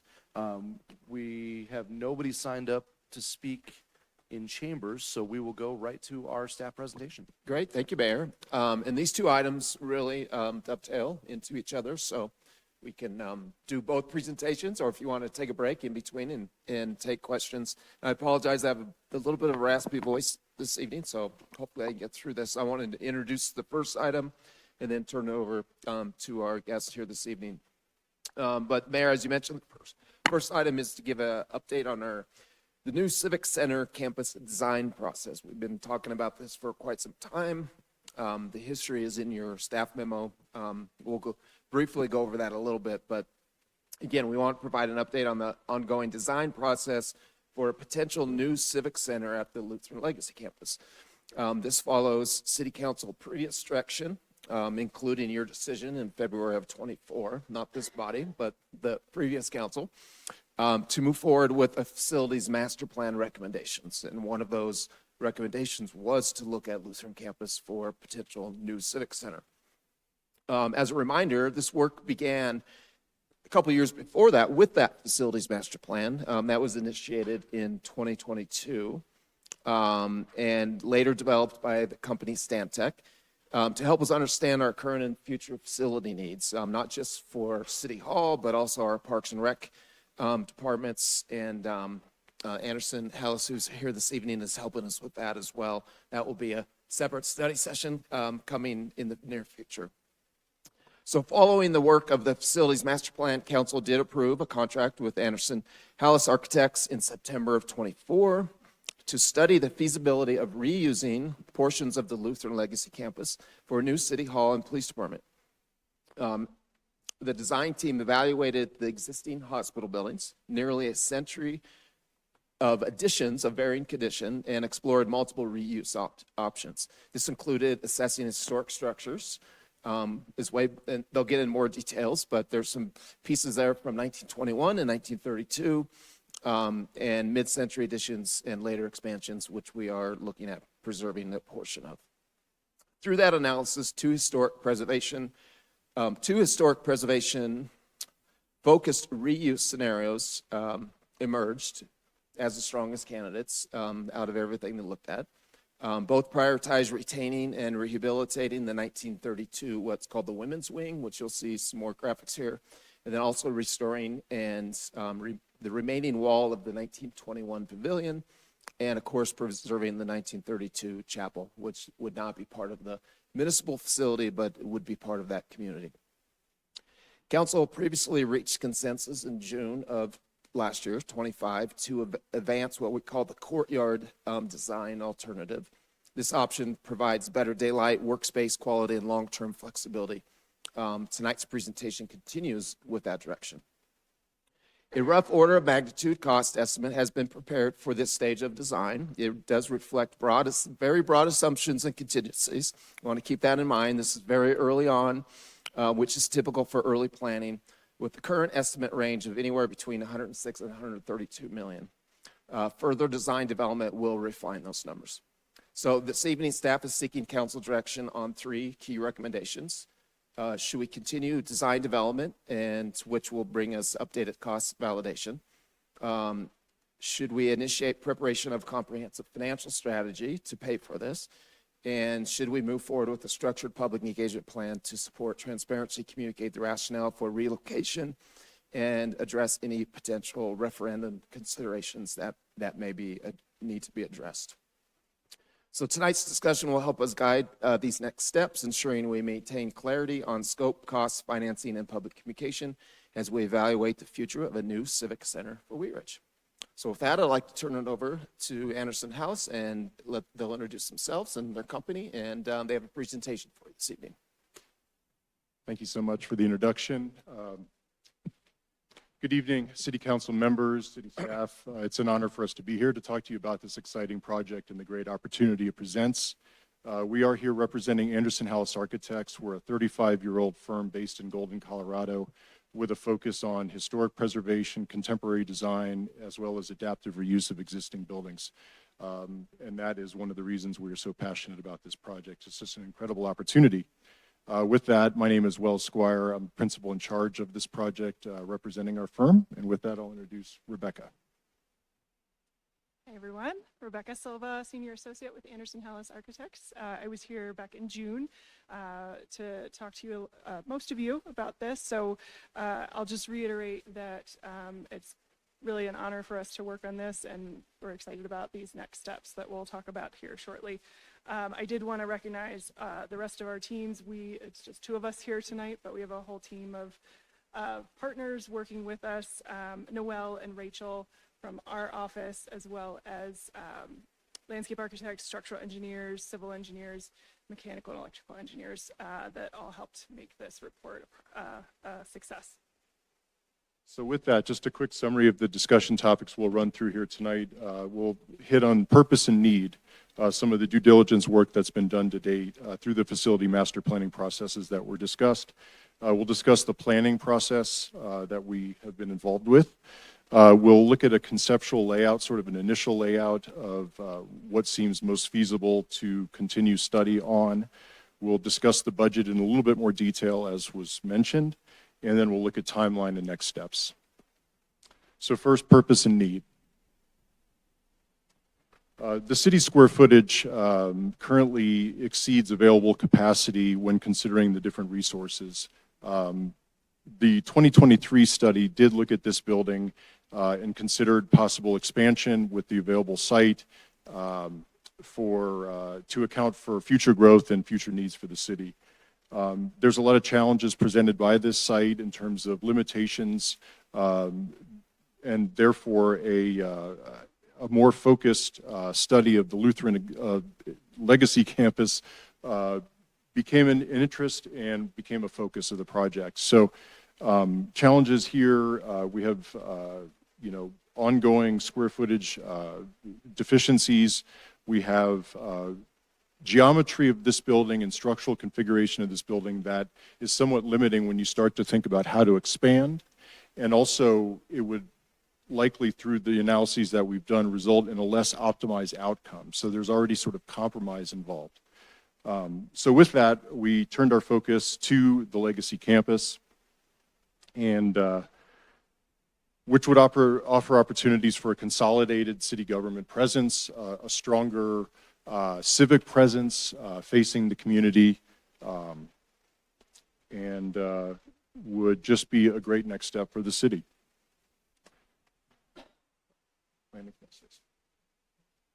So some of you have probably seen this already, but feel free to interrupt me if there are any questions.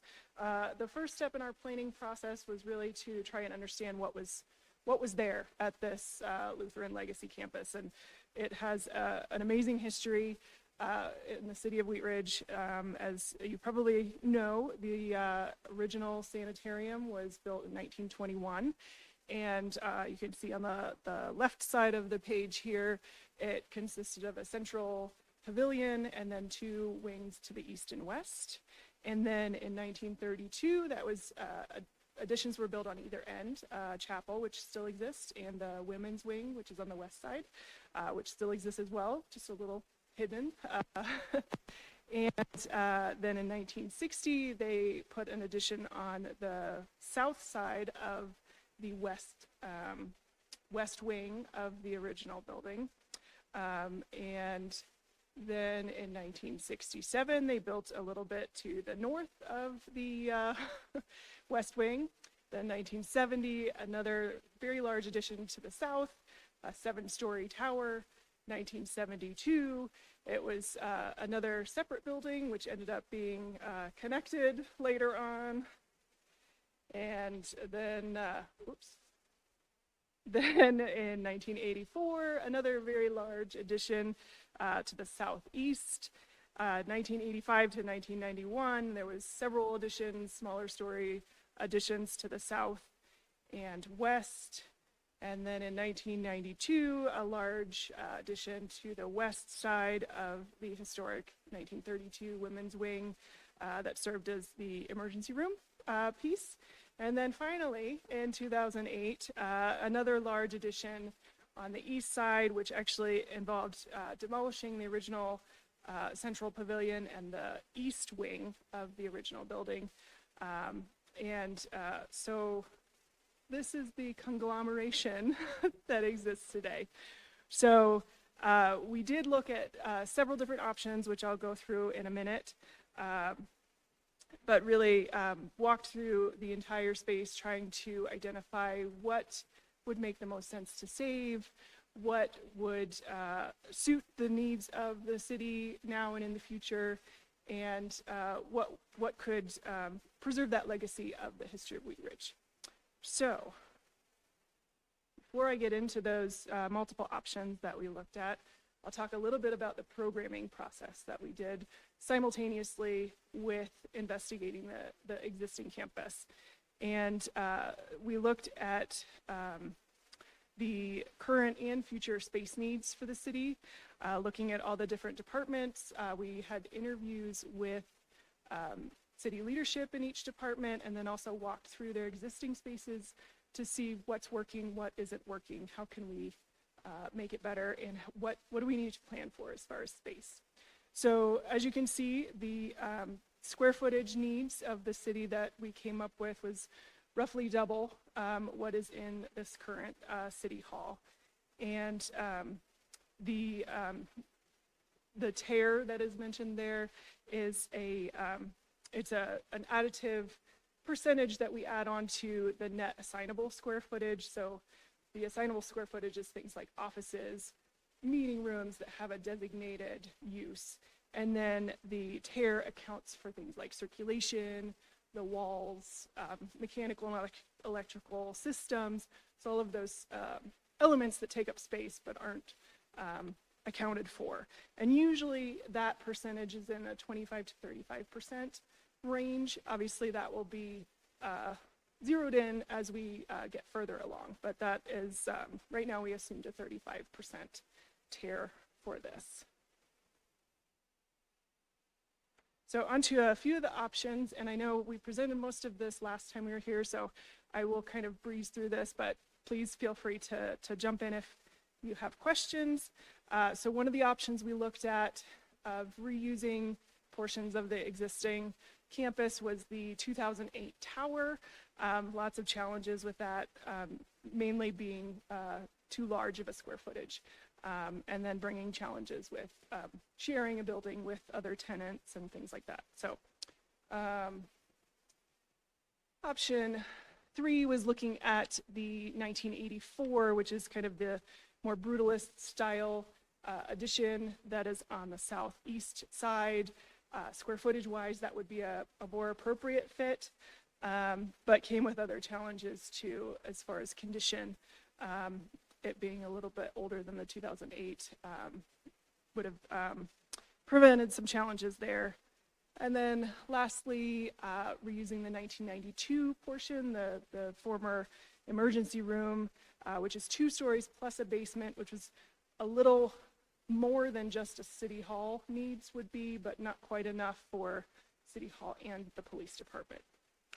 So with that, we ended up with a variation on option 2, which looked at preserving the rest of the original 1921 piece, the 1921 wing that exists, which is shown in orange on that map, and then the 1932 portion, which is shown in red there.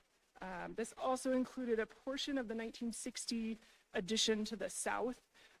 Because of how the addition was made, it's rather integrated to the 1921. So from a structural standpoint, it makes sense to include that as a kind of dividing line. So moving on to some prettier pictures.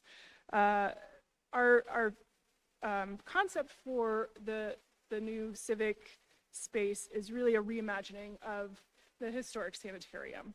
And you can see on the east side, we have the 1932 piece that we would rehabilitate, as well as the 1921 piece to rehabilitate, and then reconstruct or reimagine a similar scaled pavilion in the central area, and then a reflection of that historic configuration on the east wing as well.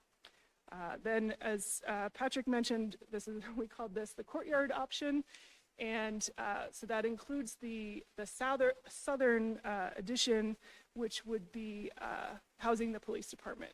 And so that would consolidate all of the city functions in this one space and provide a little bit of separation so that the PD could have their own dedicated entrance, but really provide this civic presence on 38th Avenue and a centralized entryway, improve wayfinding, and really assets for the community.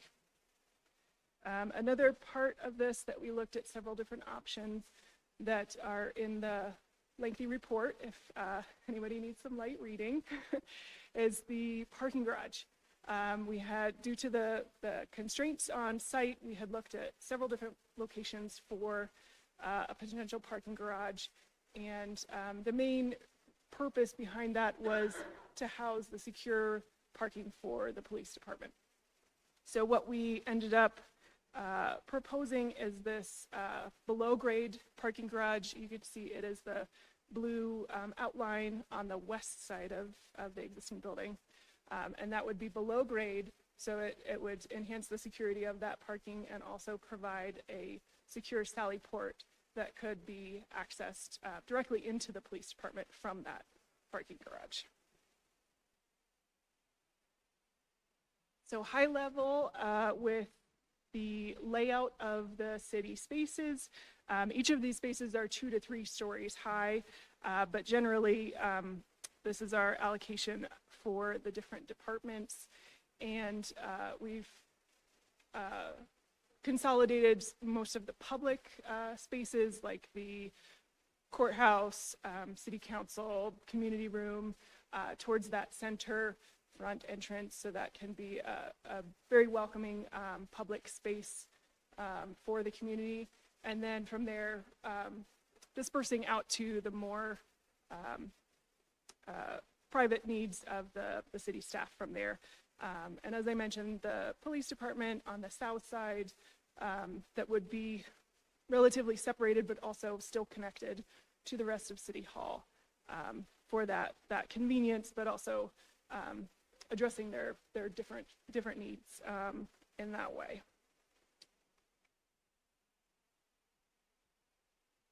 And as I mentioned, we're viewing this not as a reconstruction of the historic building, but a reimagining of the original sanitarium. It had a great civic presence, the symmetry and the face on 38. I think it provides a very nice civic entryway, and so there's a lot of benefits to reimagining that with more contemporary materials and configuration, obviously, but creating that link between history and the future of the city. So obviously, this is a massing. It is not a final design, but the intent here is to show you the scale of these buildings in relationship to the historic pieces which would remain. And with that, I will turn it back over to Will. So into budget, again, very preliminary and again, intentionally conservative at this point, planning for unknowns. We'll talk about that. This first slide really is meant to explain or just keep in mind, as many of you may be aware, and for anyone who isn't, really what the total project will involve. And there's hard costs and soft costs.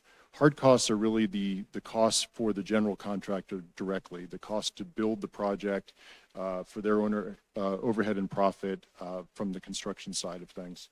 The total project budget would include that plus soft costs. Soft costs including owner's contingency for anything that's unknown, unforeseen, that might arise during construction, testing, surveying, inspections, project management of, in the form of owner's representation, perhaps, insurance, design team fees, furnitures, fixtures, and equipment to furnish the facility when they're completed. So in all, that incorporates the overall considerations that would be necessary for the overall project.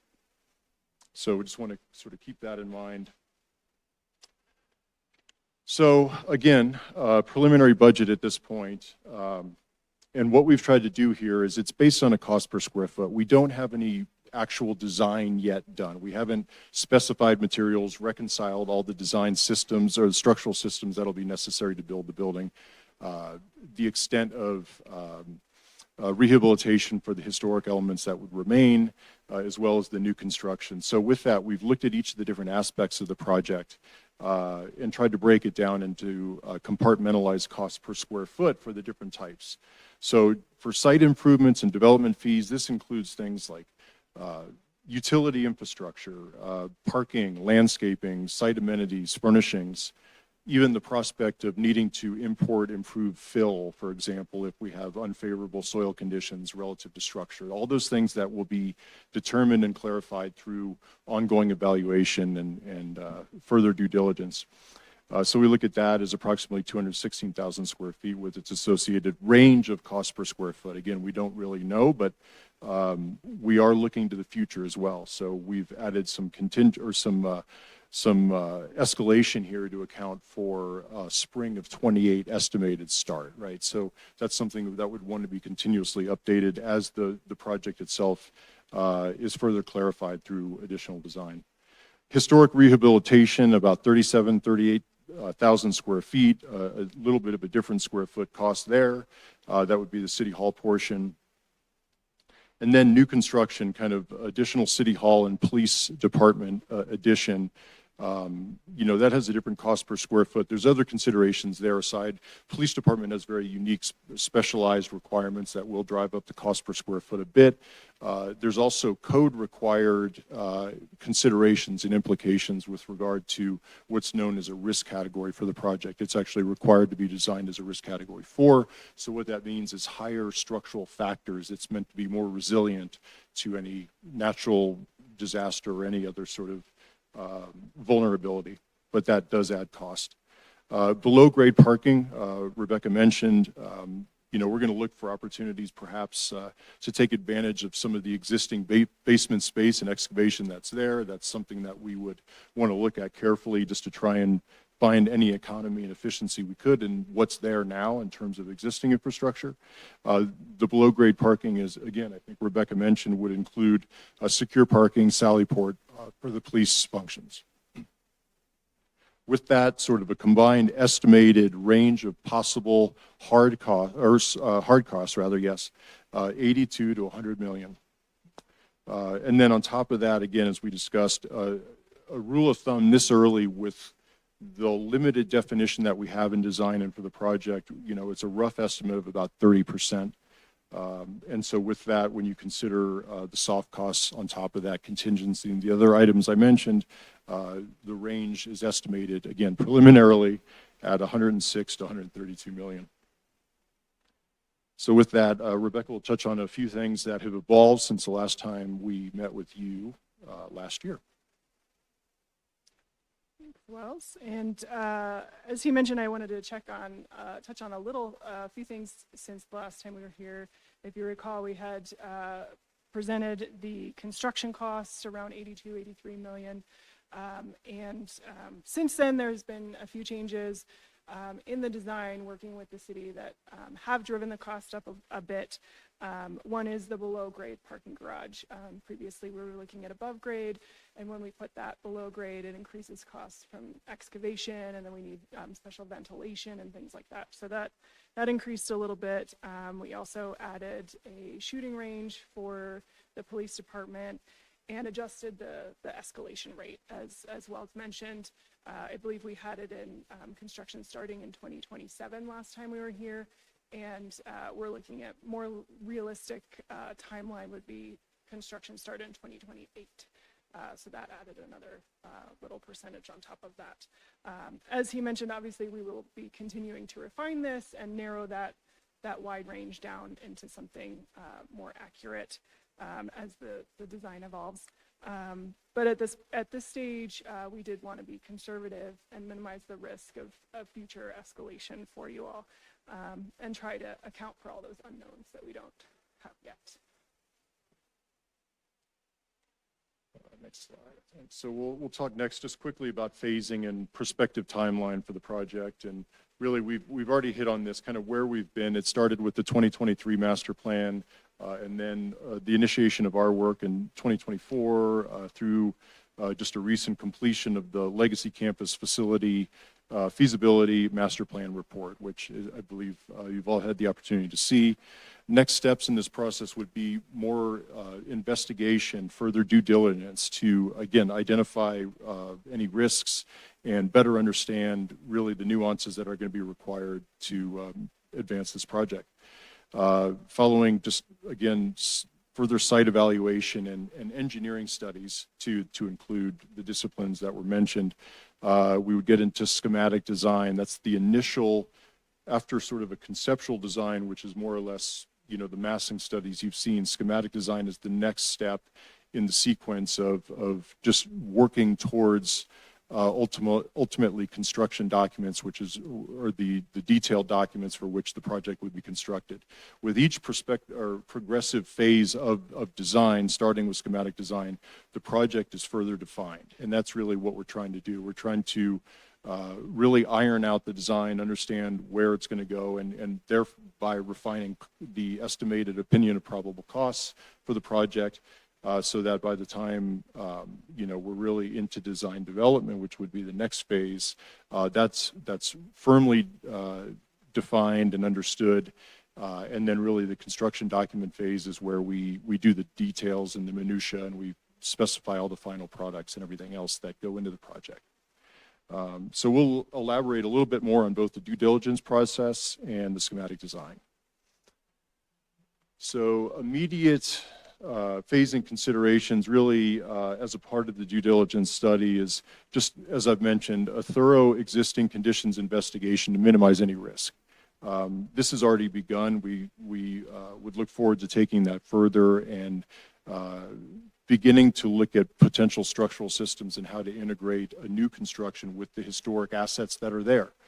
You know, as a part of the demolition process for the Legacy Campus, there'll be a consideration for a collaborative approach to shoring and a protection strategy for the existing structures, because, you know, it's not like construction is going to start immediately on this as soon as the rest of the hospital structures are demolished, right? So how do we preserve, protect, maintain safety in the interim and maintain structural integrity of the parts that remain? So that's a consideration as well. And then really kind of a preservation first approach in the sense of utilizing what assets we have, what part of that legacy campus can contribute to a future legacy for the city. And, you know, that was a part of the work that's been done in dissecting all the different layers of this building, trying to identify the core elements that have the most prospective value for the city in telling a story and really being responsible with this opportunity.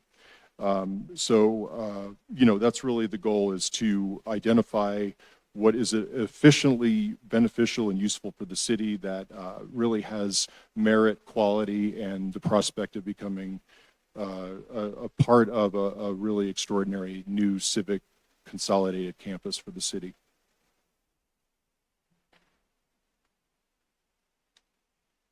So next steps that Wells had mentioned, the due diligence elements, and this is our, now that we have our master plan, this is where we head next. And there's three main components to this, and these are really the elements that are necessary to inform this next step of design and inform the city and reassure you all that this is the right path forward for you all. So the three elements, main elements there are the existing conditions investigation, and that'll include looking in detail at the spaces and the elements that we want to try and reuse.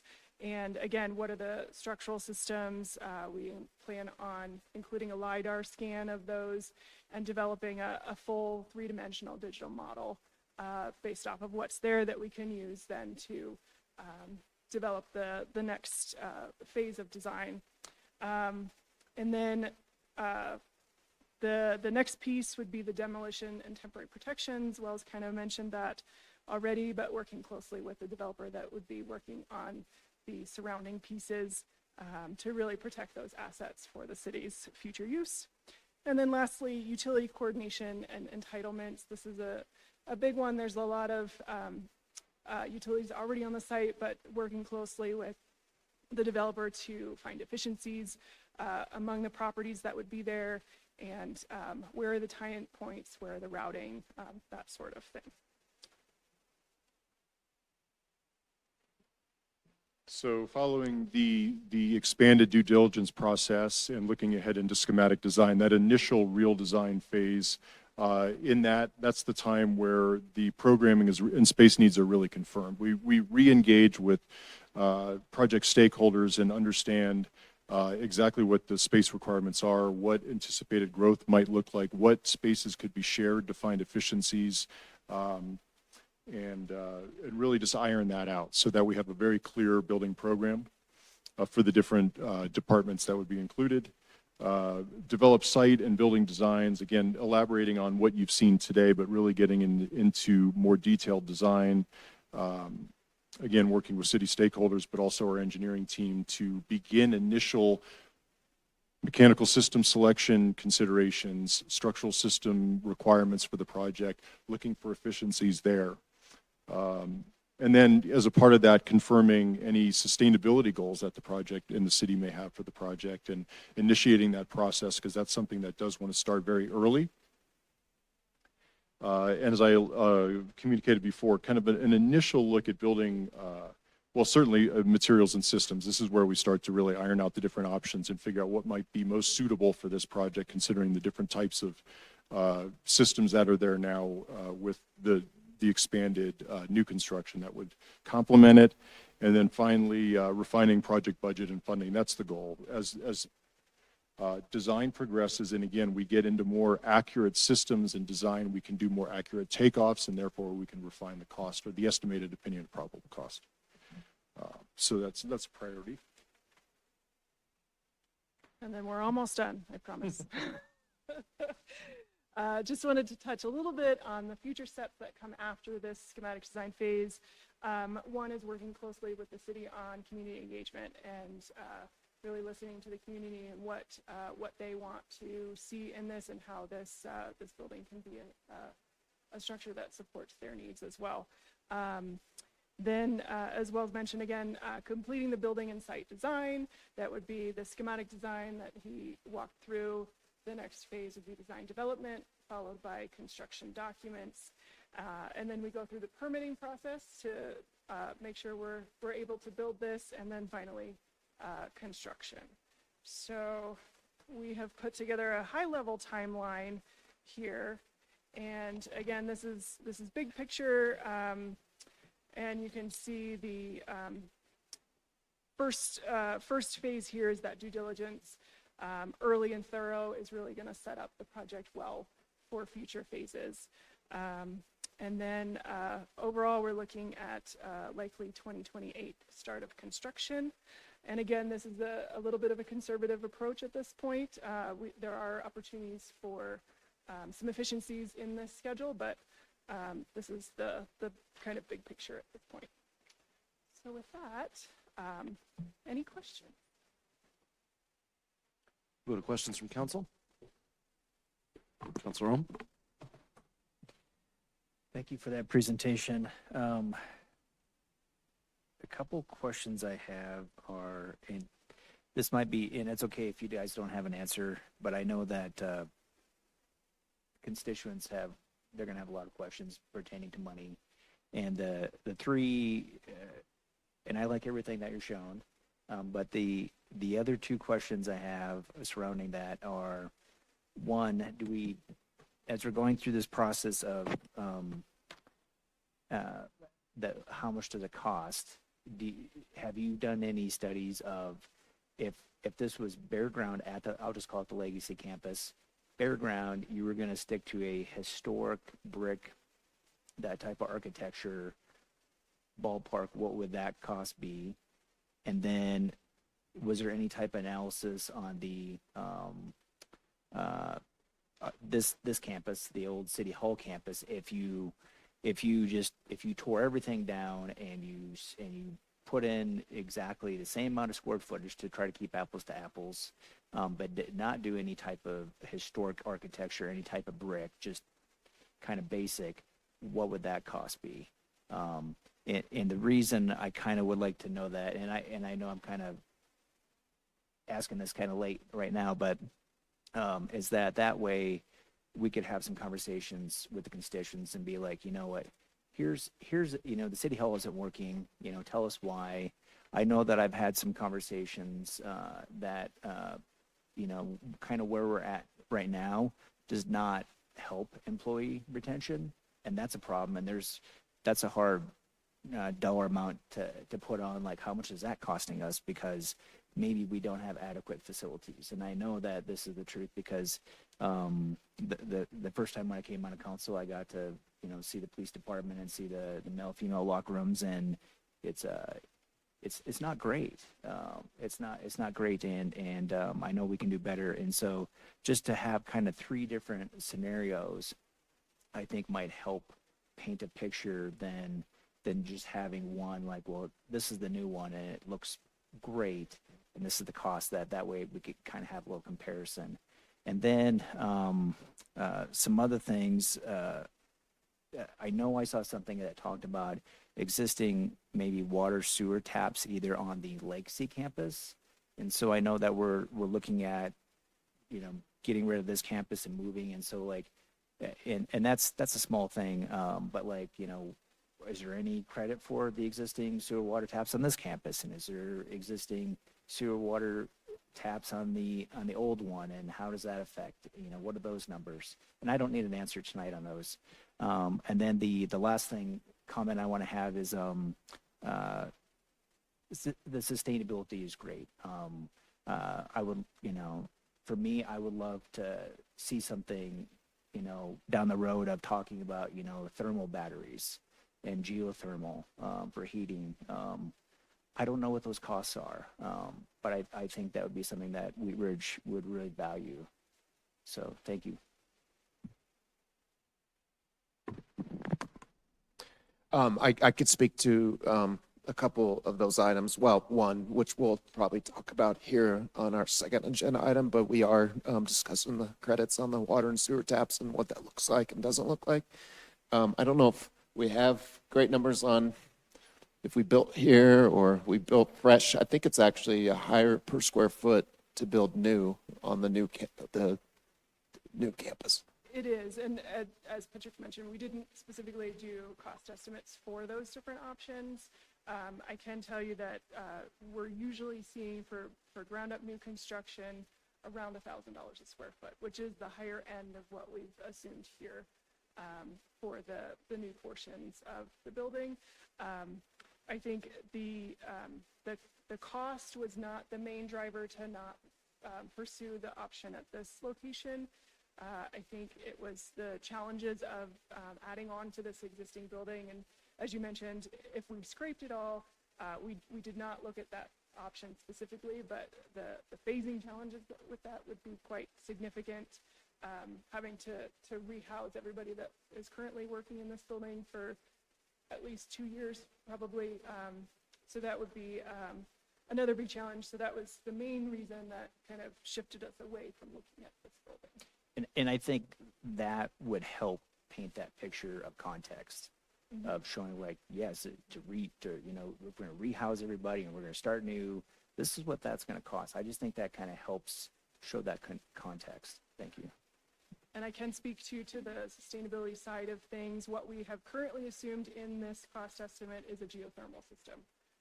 It makes a lot of sense from an energy standpoint and not just a tree hugging sustainability side, but just a cost and maintenance standpoint makes a lot of sense for this building. So.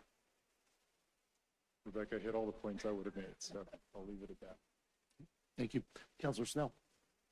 Thank you, Mayor. I just wondered on somewhere along the line, we had a discussion around a library also being here. Can you talk about what the latest is with that, if possible? Yeah, probably not much more than the update I gave, I don't know, a couple months ago now. Yes, we would love to get the library here. We heard that this evening, I think, from numerous folks about a new library in Wheat Ridge. So the Senior Resource Center, where the library is today, they're looking at a senior housing project on site. So they're having discussions with the library of what that would look like if they would move. Lauren and I met with them about a month ago, maybe now. They're trying to schedule it. The library reached out and wants to meet again.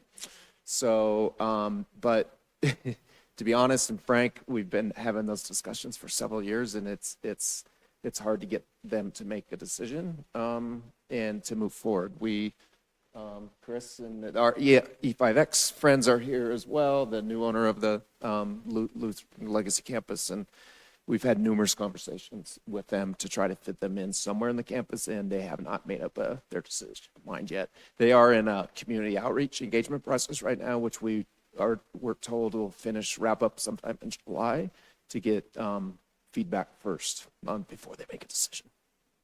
Got it. Okay. Thank you. Thank you, Councilor Okada. Thank you, Mayor, and thank you for this presentation. It's very helpful. One thing Councilmember Snell mentioned about the libraries that really jostle the memory, and I'm so glad that you mentioned that because I wouldn't have thought to mention this if you didn't mention it. My wife has worked in libraries for over a decade, and one of the suggestions that she had, well, if the library district isn't so interested in putting a full-blown library there, the community may still benefit from an express library, which was a concept that I wouldn't have encountered if my wife didn't work in the library system. So I remember last time we heard something about maybe some reluctance from the library district about no drive-up window, no, et cetera, but an express library, of course, would be a much more limited service, but would still be kind of like focused on books and getting that service to people. So I just wanted to put that out into the world. I wanted to say thank you for the aspects of the presentation that were focused on the kind of like looking for efficiency opportunities and being able to tell that story, like gathering those pieces right now. I'm thinking in the similar line to Councilor Ohm about the way that we express this to the community and the way that we tell that story about the preservation of efficiencies to be able to help us with costs, but also the historical nature of the building. We dipped a little bit into that information a couple times in this presentation, but I want to ask a little bit more specifically in the stage that we're in right now. Hearing that there's like an early process to us beginning that, can I hear a little bit more detail about what that's like? Like, are we gathering like a list of possibilities that we want to look into? Is that list of possibilities even potentially beneficial for us to have a public understanding of what those are? Maybe with an expectation that not every possibility is going to come to fruition. Yeah, I can take a stab at that and help me out let us know if we don't answer the question. But what the next steps would look like would be more or less within the massing studies that have been shown, because again, we've done some preliminary programming. We understand generally what square footage appears to be necessary. But now it's time to test that and to do more specific floor plan layouts, work with city stakeholders, the people who are going to occupy these spaces, again, to understand if the numbers that have been estimated actually align once you start to draw the offices, draw the conference rooms, the break rooms, the meeting rooms that support those spaces. As a part of that, typically there is a discussion about efficiency and where can we share spaces. Maybe one big conference room can be shared with two departments. Those are the kind of things that we would sort of work to evaluate. The other consideration is just anticipated growth and making sure that there's an intelligent plan for incorporating adequate space for day one, but also looking to the future and making sure that you don't underbuild for the future. That's not to say that you just arbitrarily build X% square footage more, but you try to do it in a way that's thoughtful, that space that can be easily adapted as time and workspace requirements evolve. We've seen a lot of changes since COVID, a lot more efficiencies, hybrid working spaces, things like that have influenced how we think about space planning and design. So in terms of what it would look like, that would really be the next step. And through that process then, as I alluded to, maybe not so clearly, was now we can start to do preliminary framing diagrams. We can confirm that the massing studies that have that seem to make sense for what the existing assets on that site are giving us, we can test that, and we can look at, again, structural systems, mechanical systems. Again, in the preliminary estimates, we are considering a high degree of efficiency.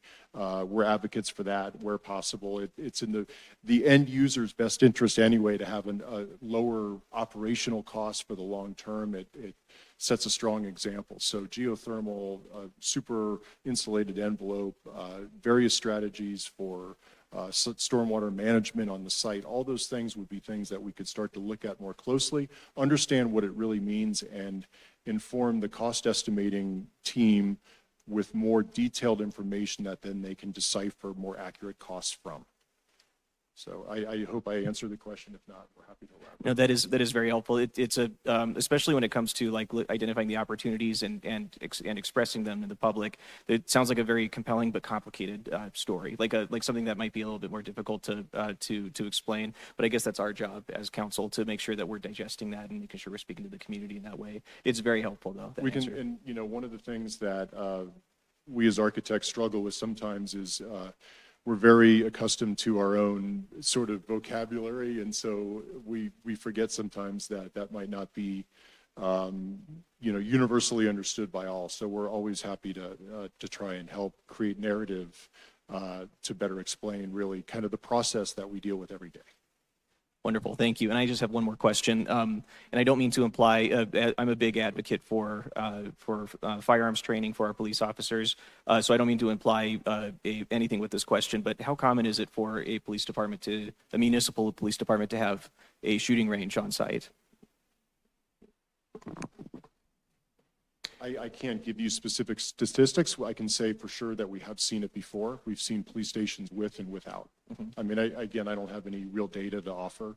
We're involved with a police station design right now. It's a smaller police station. They do not have a shooting range, but it's also not comparable to the scale of this municipality. So just, I think, a question that I can't really give you a data-backed answer to. No problem. Thank you. And there is a little bit of background on that as well, on maybe why the chief asked for that. We are part of a regional shooting range in Wheat Ridge with most of the municipalities around us, and it's probably going to be going away very soon. It's an outdoor range, needs a lot of money put into it. So I think the thought was, well, if that's going to go away, let's make sure we're good for the future and have our own shooting range. And it's pretty far south in Lakewood as well, so it's more efficient if it's local. But it could be one of those things on the value engineering list that, you know, if we need to get the costs down. Maybe that's something that needs to go. But we're going to have to find another shooting range probably at some point. Yeah, thank you. Thank you for that. Thank you. Councilor Wood. I too wanted to say thank you for the presentation and the thoroughness of the presentation, because that's really helpful to me as a pretty new council member. And just to sort of add on to what Council Member Ohm asked were about cost. The ranges that you have given, I appreciate the buckets you put these things into. I'm trying to get a handle on maybe where you are in design and with those costs. So I guess what I'm really asking about is what's your degree of confidence right now that things will fit within those ranges? Yeah, we made every effort to be as responsible as we could be in the communication of those numbers as best we know it today. And I know that's an ambiguous answer. But again, that's the purpose for the range of costs that have been offered. It's based on a third-party cost estimate based on, again, initial programming. At this point, it's a cost per square foot basis. Again, we don't have any of the detailed design that really allows us to do more detailed takeoffs and get more specific trade costs at this point. So we have to rely on this at this time. But again, we feel that the higher range that has been represented in this report is our best conservative, with being informed by our third-party cost estimator. That's we consult that out and we rely on their expertise, looking at recent construction trends, escalation costs, average escalation over so many years. Again, escalation to the initial point of construction, sometimes midpoint of construction. Of course, we can't guarantee anything. We don't have the crystal ball. But I can say again that these are conservative numbers on the high end, and they do represent sort of the wish list, really, at this point. I mean, it's all encompassing with shooting range, geothermal. I mean, the aspirations that could be, all aspirations that might be considered for the project. So, again, tell me if I didn't answer your question. No, actually, you did. I guess maybe I have one more follow-up question, and that is about the contingency. I know that the earlier you are in design, the more important it is to have a higher contingency. So I would assume as you go through the stages of design that might come down some from the 30%. That's exactly correct. Yes. Again, it varies at what degree it tapers back. Usually at each phase of design, once we have more accurate estimates, it does taper back. 30% is a high contingency at this point. It's significant. By the time, you're in construction documents, we've seen it as low as 5%. And that, again, could be as soon as you start digging your foundations, you find the Indian burial ground or something that, So, I mean, it's, yeah.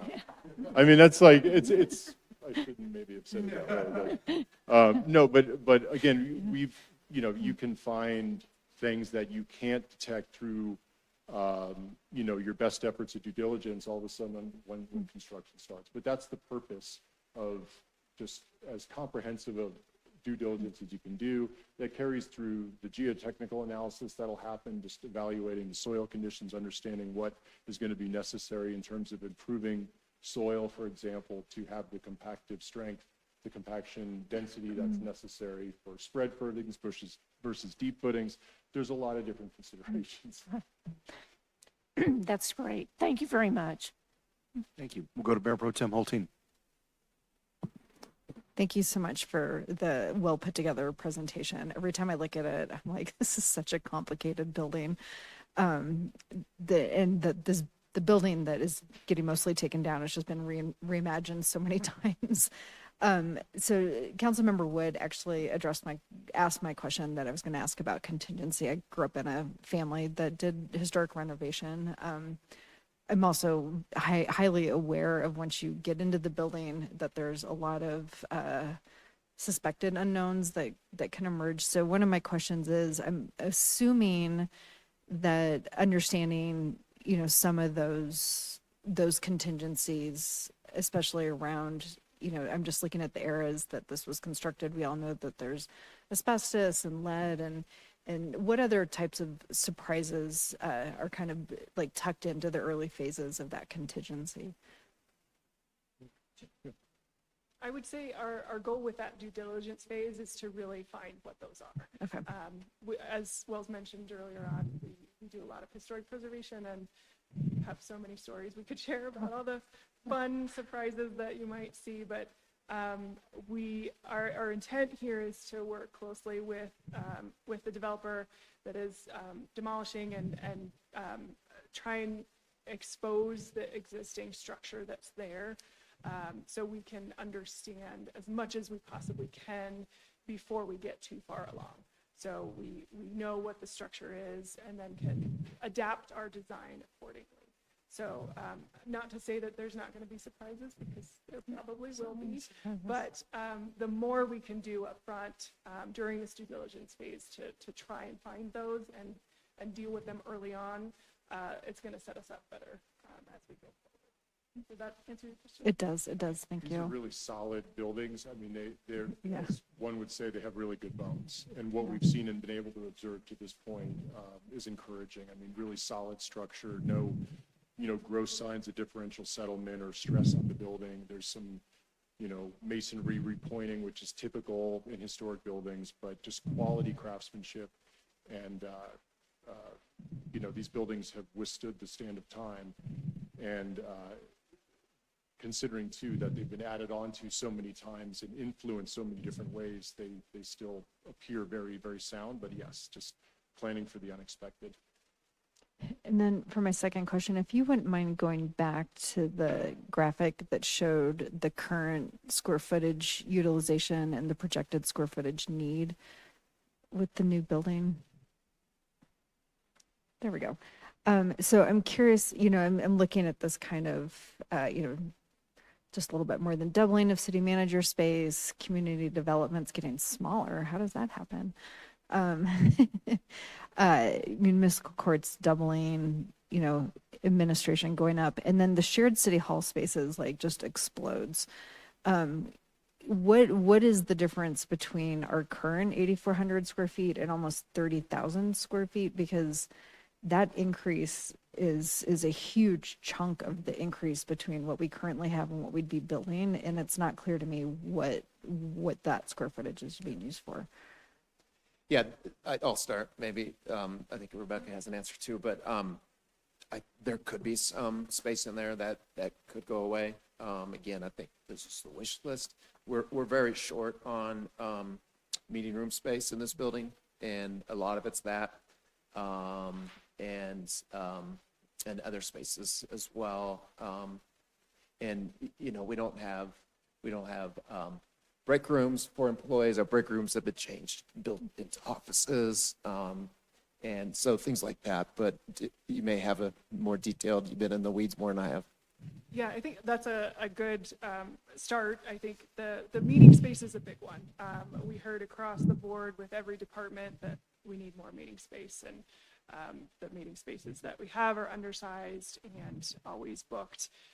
So that is a big chunk. That is one of the efficiencies that we're looking at for this next phase is how many of those meeting spaces can be shared among departments? What is the appropriate size? Can we have a larger meeting space that could be divisible into two, similar to what we have here? Another thing I will add on that is the accessibility that's required in new spaces. This building is pretty severely deficient in that, not just in restrooms, but hallways and things like that. That does add quite a bit to make a fully accessible building. Great, thank you. I think my other questions are really going to be for after the next presentation, but I cannot help but to think, in all seriousness, around shooting range consolidation of another shooting range problem we have in our city. I mean, in all seriousness, like if the inspiration behind us building our own shooting range and we're trying to address appropriate siting and location of shooting range in our community, I mean, maybe that's something that gets cited not at City Hall, but somewhere else in our community, and could be an innovative partnership that we're looking to solve. Yeah, I think there's other options there. This would not be an above ground shooting range like the one on 38th Avenue, so it wouldn't have the same issues, I think. But yeah, there's options there. Yeah, well, I guess what I'm saying is that maybe we solve both shooting range issues with the same location. Oh, So, I see. I got you. Yeah. Gotcha. Okay, thank you. Any other questions? Seeing none, it looks like staff has 3 recommendations. We'll go one by one and ask for consensus on each one. To authorize continued civic center design and cost valuation, do we have a consensus to move that forward? Looks like we do. Number 2, to direct development of a financing strategy. We do have consensus on that. And then to direct development of a public engagement plan. Do we have consensus on that? We do. Mr. Goff, do you need anything else from us on item number 1 then? Maybe just clarify that the next step, we just got a proposal from Anderson on the cost of the next step. We didn't have it ready for tonight, but we're going to sit down and discuss that with them. There's a range of that with that number as well, so that will come back at a later time and to move forward to that next step. Okay. Thank you. Thank you all so much. Thank you. We will go to item number 2, which is the Civic Center land exchange agreement. Okay, thank you, Mayor. I'll introduce this one as well, and our team is, the rest of our team is coming up. So as I mentioned earlier, this dovetails in really well. I'm glad we're doing both of these together this evening, but so this item is to request approval of a land exchange agreement between the city and LLC, Lutheran Legacy Campus LLC, who is this group here, E5X, the redeveloper of the Lutheran Legacy Campus. This agreement, to make this happen, to make this move over from this site to the new site, this agreement allows the city to secure a 4.5 acre site, which you saw on one of the previous slides, on the north end of the Lutheran Legacy campus along 38th Avenue, without purchasing land outright. In exchange, the city would convey an equivalent area of our current property here at the site, where the municipal building and parking areas are currently located. We would continue to retain the approximately 4 acres of the park, which is deed restricted because it was purchased with open space funds many years ago. So as we've talked about, the existing municipal building is functionally obsolete and no longer meets our operational accessibility, as you just heard, or technological needs. The proposed site within the Lutheran campus provides better access, visibility, and integration with a growing mixed-use district. A key benefit of the agreement, which you'll hear about tonight, is that the redeveloper will fully prepare the new site, including demolition, grading, utilities, stormwater, and shared parking, with which the redeveloper will fund and estimates at about $13.5 million in total site improvement cost. The city will retain full control over the design, as we just spoke about, and construction of the new Civic Center. The agreement, which you'll hear about in a moment, includes robust due diligence protections for both parties, leaseback provision allowing the city to remain in our current building until the new facility is operational, and a series of conditions that must be satisfied before closing, including subdivision approvals, charter required authorization, final land use approvals, demolition completion, and the execution of a leaseback agreement. So overall, this exchange advances our long-term community goals, replacing an obsolete facility, preserving open space, leveraging private investment, and positioning the Civic Center within an emerging activity hub. So with that, I want to turn it over to Mark Tompkins. Have you been in front of this group? You have, haven't you? I have not. You have not. I'm sorry. No.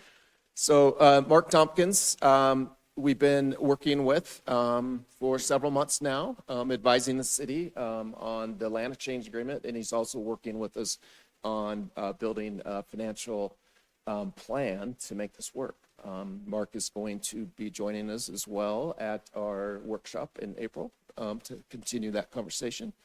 But Mark and Lizzie, also here, who we're working with, will tag team this presentation about the land exchange agreement, and then also kind of a teaser on how we could potentially fund this. Correct? Thank you, Patrick. Good evening, everyone. My name is Mark Tompkins. I'm with Tompkins Advising. With me tonight is Elizabeth Lee with E. Lee Advisory Services. We kind of mashed together. I'm a longtime public finance development person here in Denver, and Lizzie is about 10 years now in our space of working on figuring out complex projects, financial models, that sort of thing. So we get involved in real estate development, large-scale developments that have a significant public finance element to them. And so we also worked with Renewal Wheat Ridge on the tax increment shareback agreement with E5X. So it's a pleasure to be here tonight.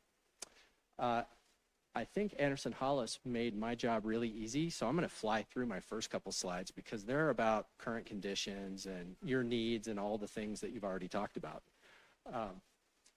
So we won't get too much into this other than I will point out the fact that I should have talked to them a little more about what TARE means, because I did not put that in my square footage totals here. I just showed that currently there's about a 9,000 square foot deficit on the departmental needs, not the shared spaces, and then projected an 18,000 square foot or 50% variance. But if you throw in the other 20,000 of the other stuff we talked about earlier, my numbers start to look a lot like their numbers. And that's our current site. But the opportunity that we have, of course, is what Patrick just said, a new site to control that site. This is really what the land exchange agreement does, is it gives the city control of the new site while you go through all of the due diligence on planning, financing, all of those things. And so keep that in mind. That's really what the land exchange agreement does, is it provides control of the new site while you do all the chores you have to do to tee this thing up. won't do much on the project timeline because you looked at that already. Key thing there is construction, targeting that for completion around Q4 of 2030.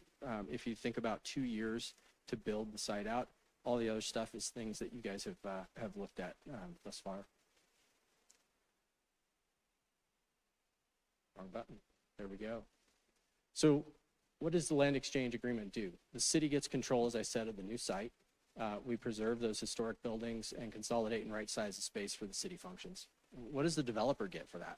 Well, the developer gets control of the current Civic Center site and becomes a development opportunity for them after the city has done everything it needs to do, constructed its new site, relocated. Then the developer can come in.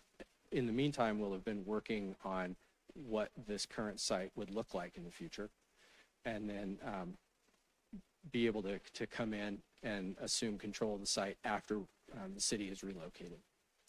I want to point out that these are only the main benefits of this thing. Your appendix has 3 full pages of itemized details in there, which I'm happy to go through. Your city attorney may not have liked some of the paraphrasing that I did there, but I tried my best to shrink a big document down to 3 pages and hit the high points. Okay. What are some other things that we're doing here? Well, E5X is going to be doing this surgical demolition. I know that Anderson Hollis has been working with E5X's contractor. They've walked the site. This is actually an old graphic. It was to try to put a buffer zone around all of the historic stuff. Turns out the contractor has given better information around, like, well, you're actually making it harder.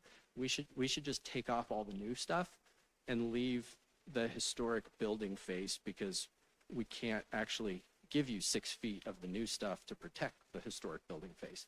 So this graphic will change and be updated, and I think actually simplify what maybe the original concept was. There's going to be site security needs on the new site. Well, E5X will take care of that. They're going to be on site, and they will take care of the site security there, while the city, in exchange, takes care of site security here while it maintains operations and is in occupancy. You see the transferability of the water and sewer taps. We've got that written into the agreement. Still working through the particulars of that with E5X. But the intention is that if the city has assets here, they will be compensated for the assets that they currently own in some fashion, whether that's a trade of water taps between one site and the other, or a cash exchange, TBD. We're still working through that. And then the closing is contingent upon lots of other things, and that is the city securing its funding, financing, and construction contracts. So you don't get saddled with the new site until you are very comfortable that you've got it all figured out. Okay. Oop, I wasn't supposed to go there. Lizzie is going to take care of the dollars and cents part. That was the agreement. Should I pause there for questions, or are we going to get through the whole thing?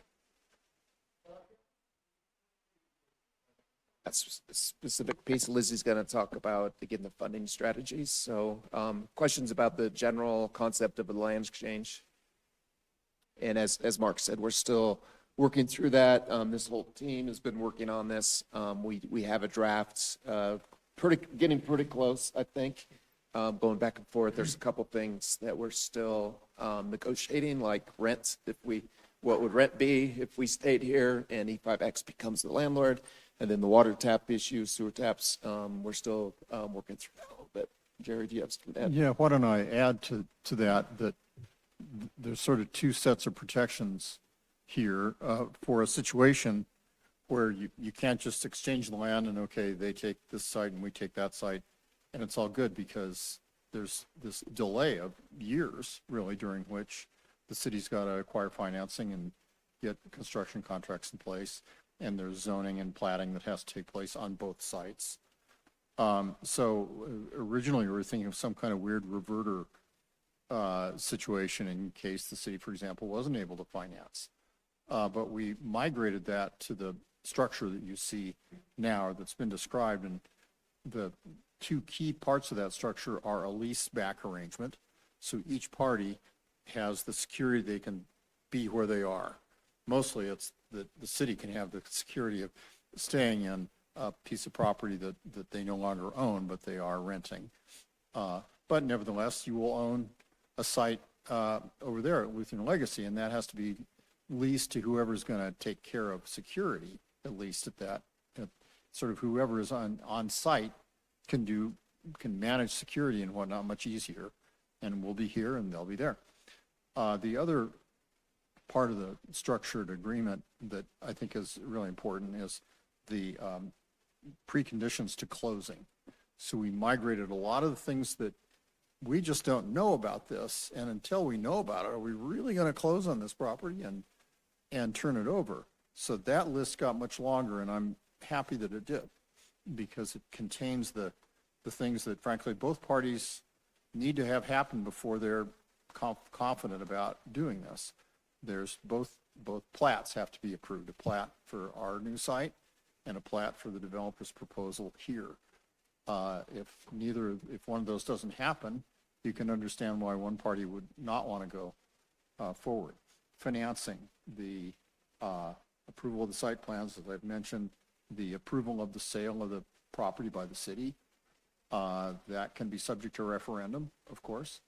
And this is a community that exercises its rights of referendum vigorously. So that's built in. So these are all things that prevent us, either party, I think, from getting out ahead of itself and being committed. Okay, now you own that land, you're stuck. So we have really designed it, and we'll keep refining the things that have been mentioned, but we've designed it to make sure that when closing does happen, we've got the money, there's a contract for construction, we know we're in over there. And I emphasize that because of the nature just of the timing. So any questions, obviously, about the whole agreement, but on what those closing preconditions are, because that's really safety features, primarily for the city, but in part for the developer. For example, approval of a plat here for their proposed new development. If that's not going to get approved and you're the developer, you really probably don't want to buy this site, do you? And so it's important for us to have thought through what I won't call them the paranoias, but the concerns that you'd have in the pit of your stomach before you closed. And we want to make sure both parties addressed all of those. So, Councilor Larson, questions? Thank you, Mayor. Just, if you wouldn't mind walking us through what happens to this parcel, this piece of property we're at today includes the park, right? And how does that, what happens there? I believe there's an obligation to Jefferson County with that land. Could you walk us through how that works? Sure. This site is about 9 acres. About 4.5 of it is parking lot and municipal building, and 4 acres is the park. That will have to stay unless the Jefferson County Open Space approves a reverter transfer, which they don't do much anymore. They did recently with us on our town center park. They allowed us to move that to the green on 38th Avenue. It's not their favorite thing anymore. But the developer, E5X, they understand that it would have to stay. And I think it's, I think Jefferson County Open Space they might work with the developer to, maybe it doesn't stay in the exact same shape. Maybe it could be moved around a little bit. And it'd have to stay probably about the same acreage. So, there'd be developments, private developments anywhere that is not encumbered by the open space park or the same acreage. Do we have any other questions? All right, we can go back to the presentation. Excellent. Well, this is where I introduce Lizzie. Thanks very much.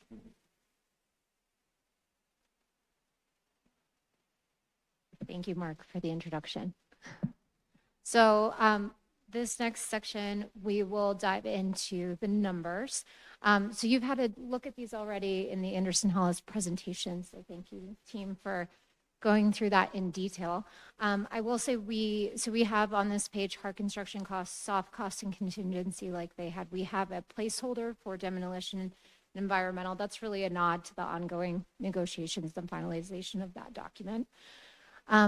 Now, our job is to help you uncover every penny that's hidden under every stone, and get really creative on the opportunities for financing, not only through a sales tax and a mill levy tax, but also through creative financing structures, alternative funding sources like historic preservation or other grants, green incentives, naming, philanthropy, maintenance and operations savings.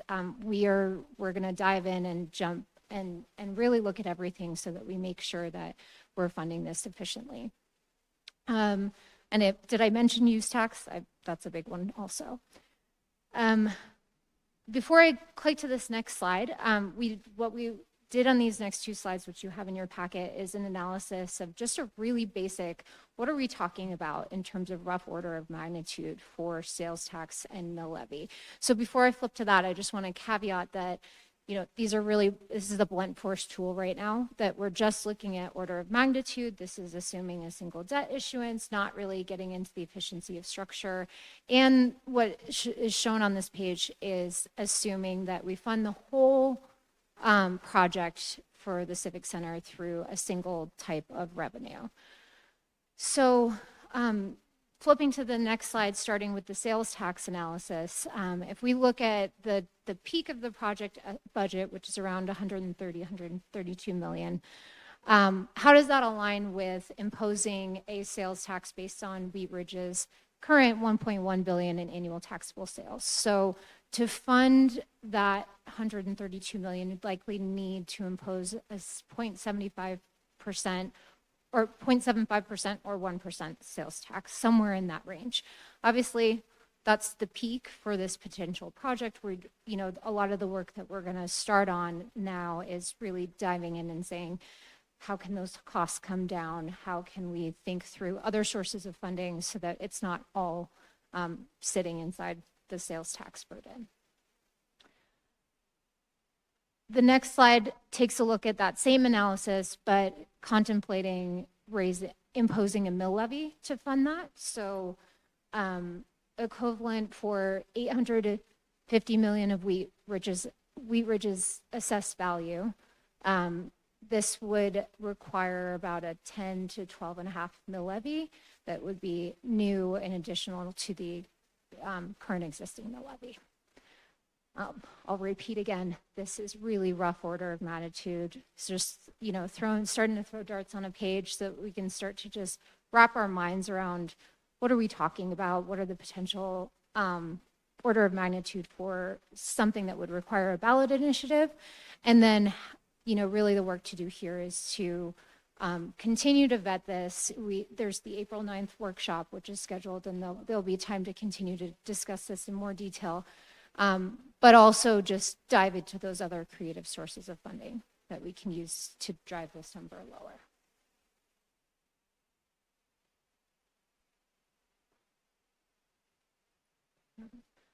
If there are any questions, happy to answer. If not, I will hand it back over to Patrick to talk about next steps.